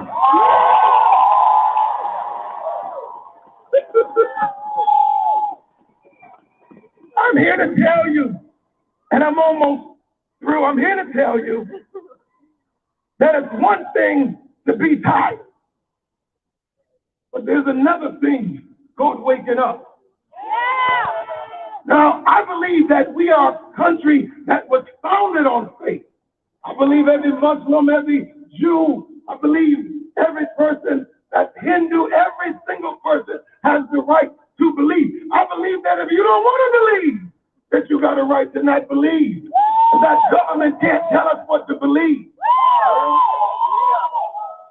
But I also am here as an oracle of God, someone who's not ashamed of the gospel of Jesus Christ. I'm fully awoke because the one that redeemed me, one day he was tired and he took a nap. 3 days later, he said, if I stay sleeping, the world's going to remain in the same condition.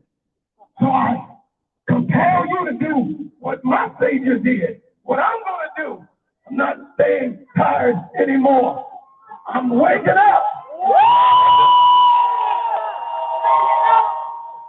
This time, I promise you, we ain't going back to sleep. God bless you, and God bless these United States of America.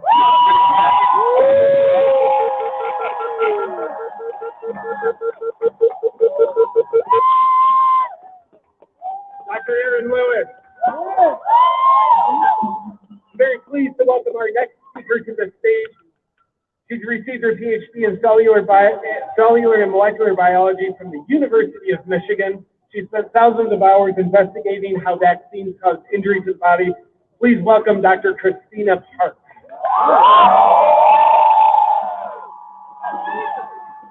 Thank you. As an African American, I come here as one of the most vaccine hesitant groups. In fact, the only other group that comes near that are PhDs in the biomedical sciences. Because we know that life is complex and we don't know everything and we're not arrogant enough to think that our science is comparable to God. African Americans have been marginalized in this country, and we've literally been experimented on. And Brother Rizzo really looked at that when he did his speech. But what he referred to, he didn't elucidate the whole thing. He talked about what Bobby Kennedy brought to him, and what Bobby Kennedy brought to him was that in 2002, the CDC did the experiment, you know, the autism experiment. Does the MMR cause autism? So they looked at vaccinated kids that were vaccinated on time and those that were vaccinated late, and they didn't expect to find anything, except they did. They found that African American boys that were vaccinated on time had 336% more diagnosis of autism than the general populace. And so what did they do? Did they say, hey, why is this? Let's get some scientists in here and study this. Let's halt the program. Let's figure this out. No, they kept vaccinating our boys. And they spreaded the data. It is 20 years later. How many of our black boys' brains have been destroyed because of the CDC's negligence and their criminal activities? And now they want us to inject experimental gene therapy. We don't want their fucking vaccine.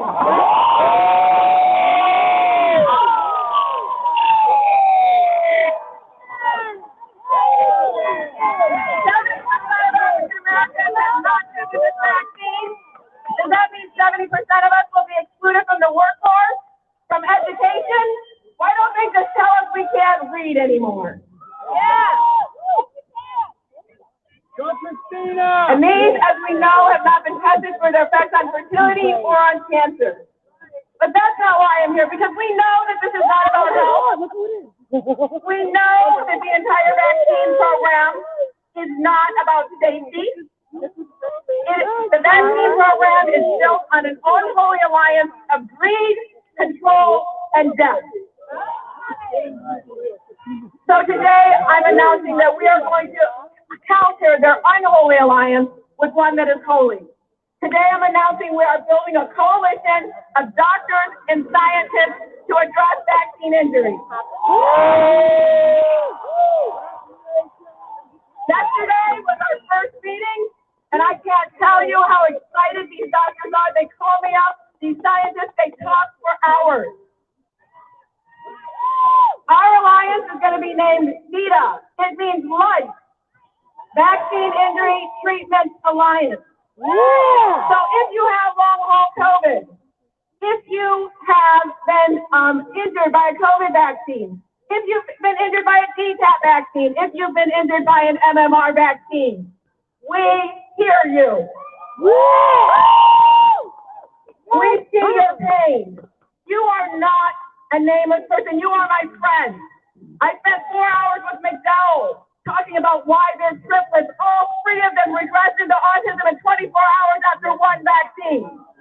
I talked to Nick Gauthier and his wife, trying to figure out if there was possibly a way he would not have to go to the hospital yet again, saying goodbye to his children, not knowing if he would come back home after 1 Tdap vaccine.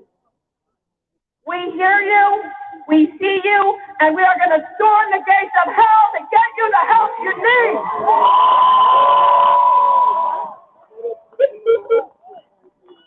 Let's be clear, this is a war, but that's okay, we're warriors. And we will not stop fighting for truth, for scientific integrity, and for life. Thank you.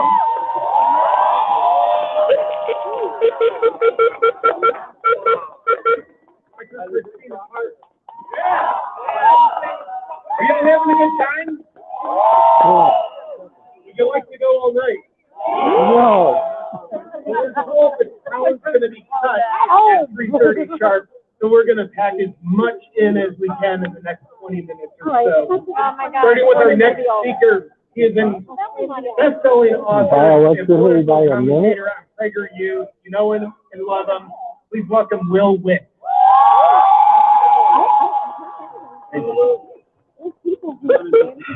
Thank you, everyone. Us people from California aren't doing too well right now. That's for sure. But I brought a little gift for the politicians in Washington. This is the Constitution. I don't know if many of them have actually seen this before, but if any of them are watching, I would love for them to take a look at this. What has gone wrong in America? I understand that we know the scientific facts, we know the information, we know the plan. Why does it seem like things here in America, around the world, they continue to get worse? It's because America has turned away from truth, and we've turned away from God. I know a lot of people, they'll look at praying, and they'll look at how we respond to the things around us, and they'll say praying is antiquated, and that's something in the past. You know, we don't have to do that anymore. And I remind them of Harriet Tubman. Harriet Tubman would put a pistol in her pocket when she was saving the slaves, and when she didn't know where to go, she would get on her knees and she would pray to God and she would ask him. It's an incredible story. And that's the future of this country, that we have to take God back. Yes, that's right. We have to make God great again. That is the number one thing. And I understand that people are going to call us all sorts of things. They say terrible things about me every single day. But I'm a big fan of unpopular opinions. I love unpopular opinions. Because unpopular opinions are the ideas that made America. Think about the founding fathers, this handful of men who came and said, we have this radical idea to get away from the British Empire. They would be censored on Twitter nowadays if they were around. Oh, I know. They made this radical idea. And they made the Constitution, the Declaration of Independence, and they did it, despite what everyone else said. You have to be fine with being hated for the things that you believe. Yes, God did not say that we are going to have an easy life. He said that He gives you the strength to take on all the difficulties that we have. So when we have the facts and we have the information, none of this matters if we don't actually go out of our way to present the truth to other people and fight back. Winston Churchill said courage is the most important virtue because all other virtues rely on it. This is the time, now more than ever, for us to be brave, for us to fight back, and push for everything that we believe in. God bless you guys. God bless America. God bless freedom around the world. I'm streaming. Will I talk to you too? Will Witt, everybody. Huh? Our next speaker is an economic justice activist from Minnesota. Please welcome Herm Cruz.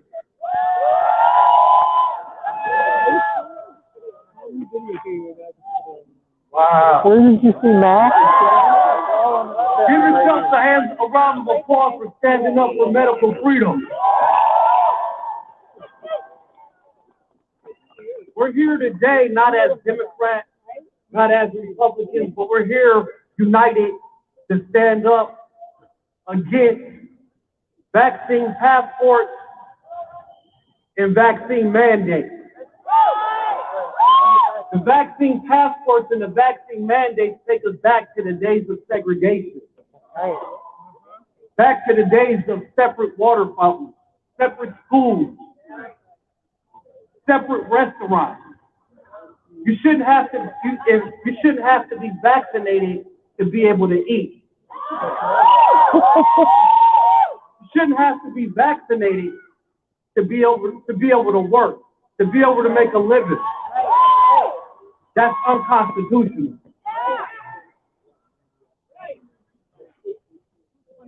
Americans, we believe in people over profit. But the pharmaceutical company doesn't have the same value. Well, neither does our government. Since 2020, just in 2020 alone, the pharmaceutical companies have made $1.27 trillion. Where? In the fourth quarter, Pfizer alone has made $13 billion. And our government Johnson & Johnson, $14.7 billion. BioNTech, Moderna are all making, this year projected to make $34 billion. That's $93.5 billion a day. So we believe that people over profit and the vaccine are killing people. So let's stay together, let's stay united, and keep fighting together for one of the biggest movements in the world right now, and that is the movement for medical freedom. God bless you all.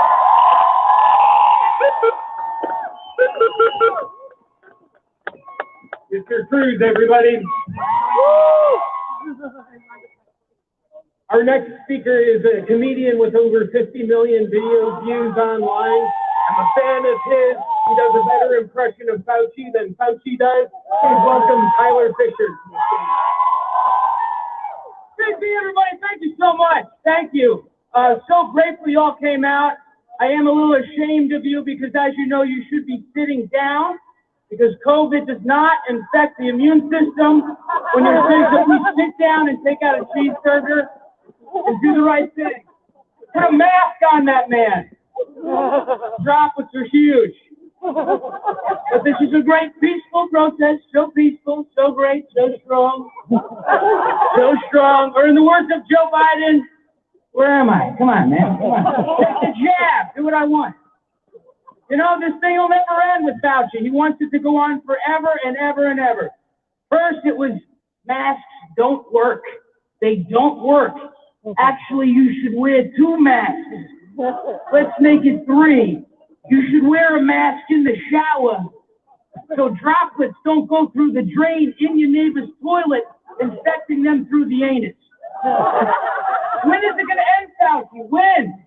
I'd say maybe 1 to 3 to 70 years. We can start thinking about the idea of pondering the possibility of maybe perhaps reopening, but probably not. Comedy is being shadow banned and censored, so go on YouTube, check my stuff out, spread it out, and watch JP. I love you. You guys are the heroes.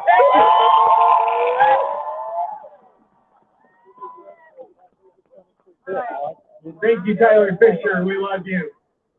In front of you, you are now seeing your National Fire Service taking the stage.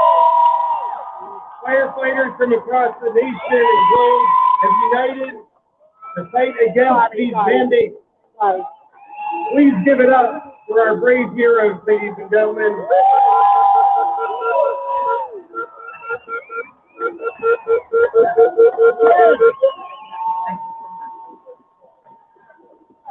America! You're looking at firefighters from Los Angeles, from New York, from Washington, D.C., from Florida, the upstairs and Washington, Sweden, Belgium, Germany, all firefighters. This is about leadership. Ready, gentlemen, ladies, 3, 2, 1. 3, 2, 1.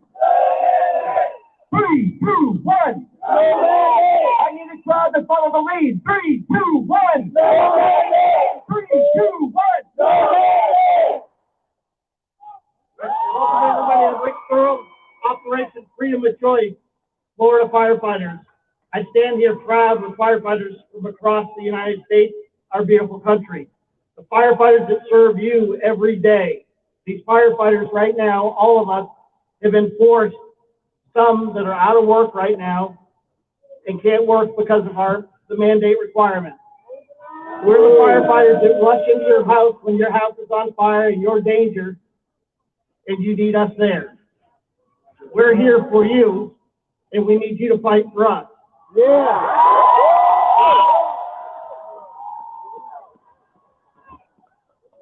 Our firefighters put their lives on the line every day.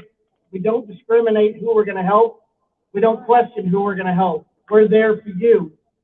And we need you to go with the mandates to stop so our firefighters can go to work. Some of the firefighters you see in front of us are out of work because they refuse to get the vaccine. This means you have units out of service, firehouses out of service and closed, and these are the ones that respond to you in your emergency. If we keep this up, we're here for you every day until we're terminated because we failed to follow and get this mandate and do the vaccine. So who's going to be there to run your call when we're not there?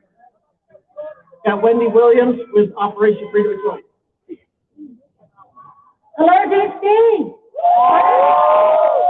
My name is Wendy Williams. I'm a Marine Corps veteran. I'm a wife to a first responder. I'm a firefighter with 22 years of experience. And I'm a taxpayer. And I'm a COVID survivor. And this is America. And it's unconstitutional to take a vaccine against our choice. As a woman, I find it highly offensive for someone to tell me what I can and cannot do for my body. Your firefighters are here in D.C. We're here to represent, and we're here to call on you to come and support us. For 20+ months, we've been serving the community. And now we are asking you to join ranks with the Red Line and fight these mandates with us. The American Project, a strategic response for helping your first responders from New York to LA, from Florida, and all around. And I'm introducing FDNY's Raven's Choice Freedom Sophie. Hello, freedom fighters. My name is Sophie Medina. During the pandemic, firefighters worked tirelessly for COVID calls. My husband and I are both firefighters with 2 kids at home, and it was a scary time, but we kept showing up. New York City's bravest worked without PPE throughout the pandemic, and the issue that we face today is one of division and medical segregation.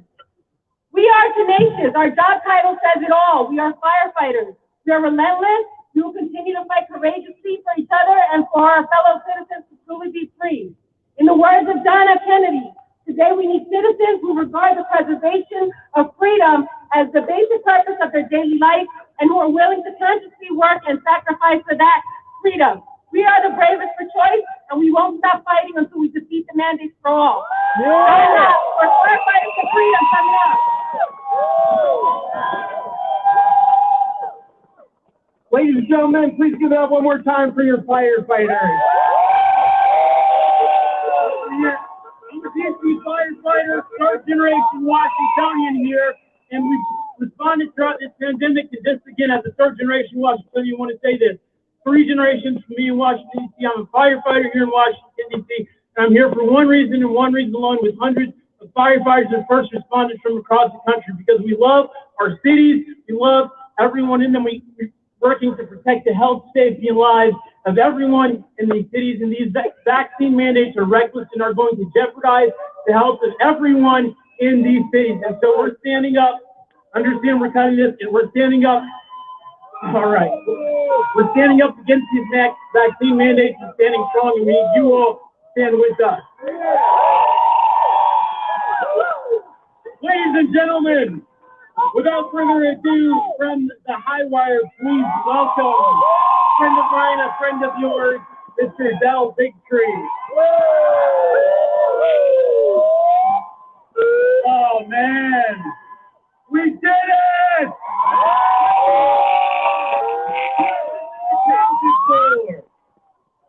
I just want to say it's a great quote because of this great man that sits on the seat behind me. Abraham Lincoln once said, "We the people are the rightful masters of both Congress and the courts, not to overthrow the Constitution, but to overthrow the men who pervert the Constitution." We're coming for you. We're coming for you. We've heard from doctors and lawyers and people from all walks of life, every race, creed, religion, spiritual orientation, sexual orientation today. But here as a journalist, an Emmy Award-winning journalist, I want to talk to the television cameras at NBC, at MSNBC, at Fox, at CBS, and I want to say, shame on you. We have an oath that we've made, just like scientists and doctors made, to tell the truth. And instead you foisted a lie upon the United States of America and the world. And mark my words, we will hold Tony Fauci accountable. We will hold Democrats accountable. We will hold Joe Biden accountable. But unlike the Nuremberg trial that only tried those doctors that destroyed the lives of human beings, we are going to come after the press that lied to the world. To put this, these people here today represent the majority of the United States of America. Your lies could not win. You only got 60% of this nation to take the vaccine, and most of them were under duress. That means more than 50% of the nation are not listening to you. And for those of you that say, well, I did what I had to protect my job, just know that was the same argument made by the Nazis that were tried. And for those of you that are standing here today, quietly, I know who you are. I know you work for the New York Times. I know you work for the Washington Post. And you are here trying to support us quietly. You should have written about us. You should have told the truth. That job that you're protecting and these liars that you work for that I once worked for, I wasn't afraid to walk out. Instead, I came out to tell the truth. And I'm here for you. The show that I created and that I speak on every day, where I share the truth to over 6 million people per hour. That's right, 6 million, which means my audience is now bigger than yours. The truth always prevails. We are victorious in truth because we are endowed with one great power, the power of life, liberty, and the pursuit of happiness, not given to us by this capital or by this government, but by God Himself. We are the light warriors. We were the representation of our God that inspired our founding fathers to write the greatest document for freedom and liberty that has ever been created. And you are trying to destroy it.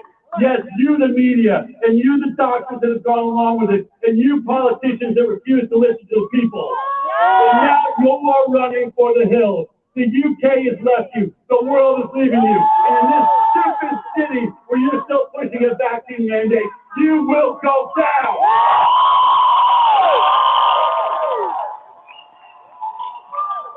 We are on the right side of history. God said to us, I have created you in the image and likeness of myself. And scientists are supposed to challenge every single idea. It's the scientific method. And the journalists of this world, we are supposed to adhere to that exact same mandate. We are the fourth estate. We are the fourth branch of government endowed with that power by our founding fathers. And where we do not tell the truth, where we bow to those that pay us, instead of challenging our government, challenging the lies, challenging the industry that is trying to take our nation from us, instead of doing that, if we lie, then we are the disease. We are the pandemic. As the media that owns that television, I don't care that pharma is paying you. I don't care that Joe Biden rolled out $4 billion to try to stop this. You have failed. Recognize it. Get back to the people. Get back to your master, which is God, and not pharma, not man. I want to take this moment right now, all of you unmasked, super spreaders of truth. Take this moment to realize that we took something for granted. We never thought they would actually go after it. We never thought they would take it out of our schools. We never thought they would take it out of our churches. But it is standing here. It is alive today. It is represented by every one of us. It is called freedom! Freedom! Freedom! Freedom! Freedom! Freedom! Freedom! Freedom! Freedom! Freedom! Freedom! Freedom! It's so amazing. They now know that we are no longer a fringe group. We are no longer a thorn in their side. We are the leaders of the free world, and we are standing with our brothers and sisters who are marching like this all over the world. This is not a world war of one continent against another, or half a nation or half a world against the other. For the first time in history, the governments of the world bowed down to their makers of man and money and profit. They bowed down and attacked every citizen in the world. So now the people rise up. Now we take back our Now we make the statement that has always been made. We stand for God. We are courageous in God, because though we have walked through a dark valley in the shadow of death, we fear no evil. We fear no evil. We fear no evil. We fear no evil, because thou art with us. Thank you.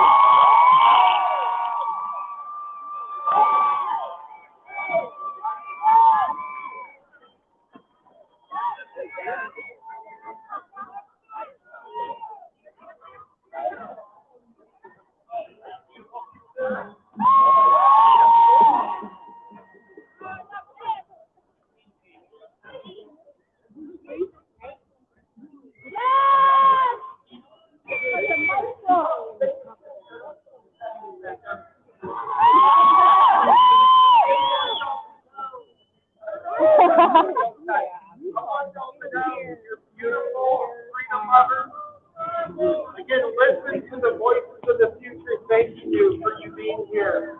And please, we take them as the best. Momentum. Please listen to your heart, do your own critical thinking. They can never censor the truth that courses through your being, through your heart, through your own critical thinking. When we do that, and we are indeed doing that, we have absolutely nothing to worry about. Humanity will win. Freedom will win. All we have to do is listen to our hearts and our thinking, and we're doing it. We are the king. Thank you, freedom lovers.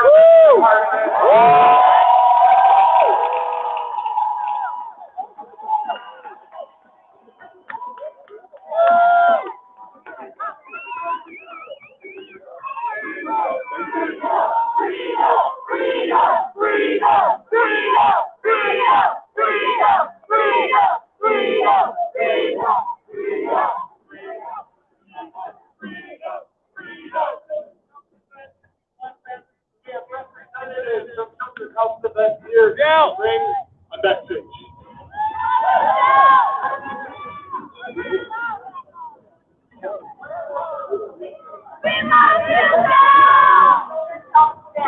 Other members of the CNN, Sarah McDonough, Melissa Gordon, Amy Snell, Dilemma, Jessica Jones, Gary Bundy, Cornelia Bazan, Riley Bundy, and Matt Miller. Coming today, together we can change the world, because the vaccine passports are not the American way. Vaccine your job, in a restaurant, workshop, part of our democracy are not the American way. Mandating vaccines for children who don't have risk of disease. Protect older adults is not the American way. Yeah, it's sound off on them, huh? Oh, you speak it right away. You turn the power off. They turned it off.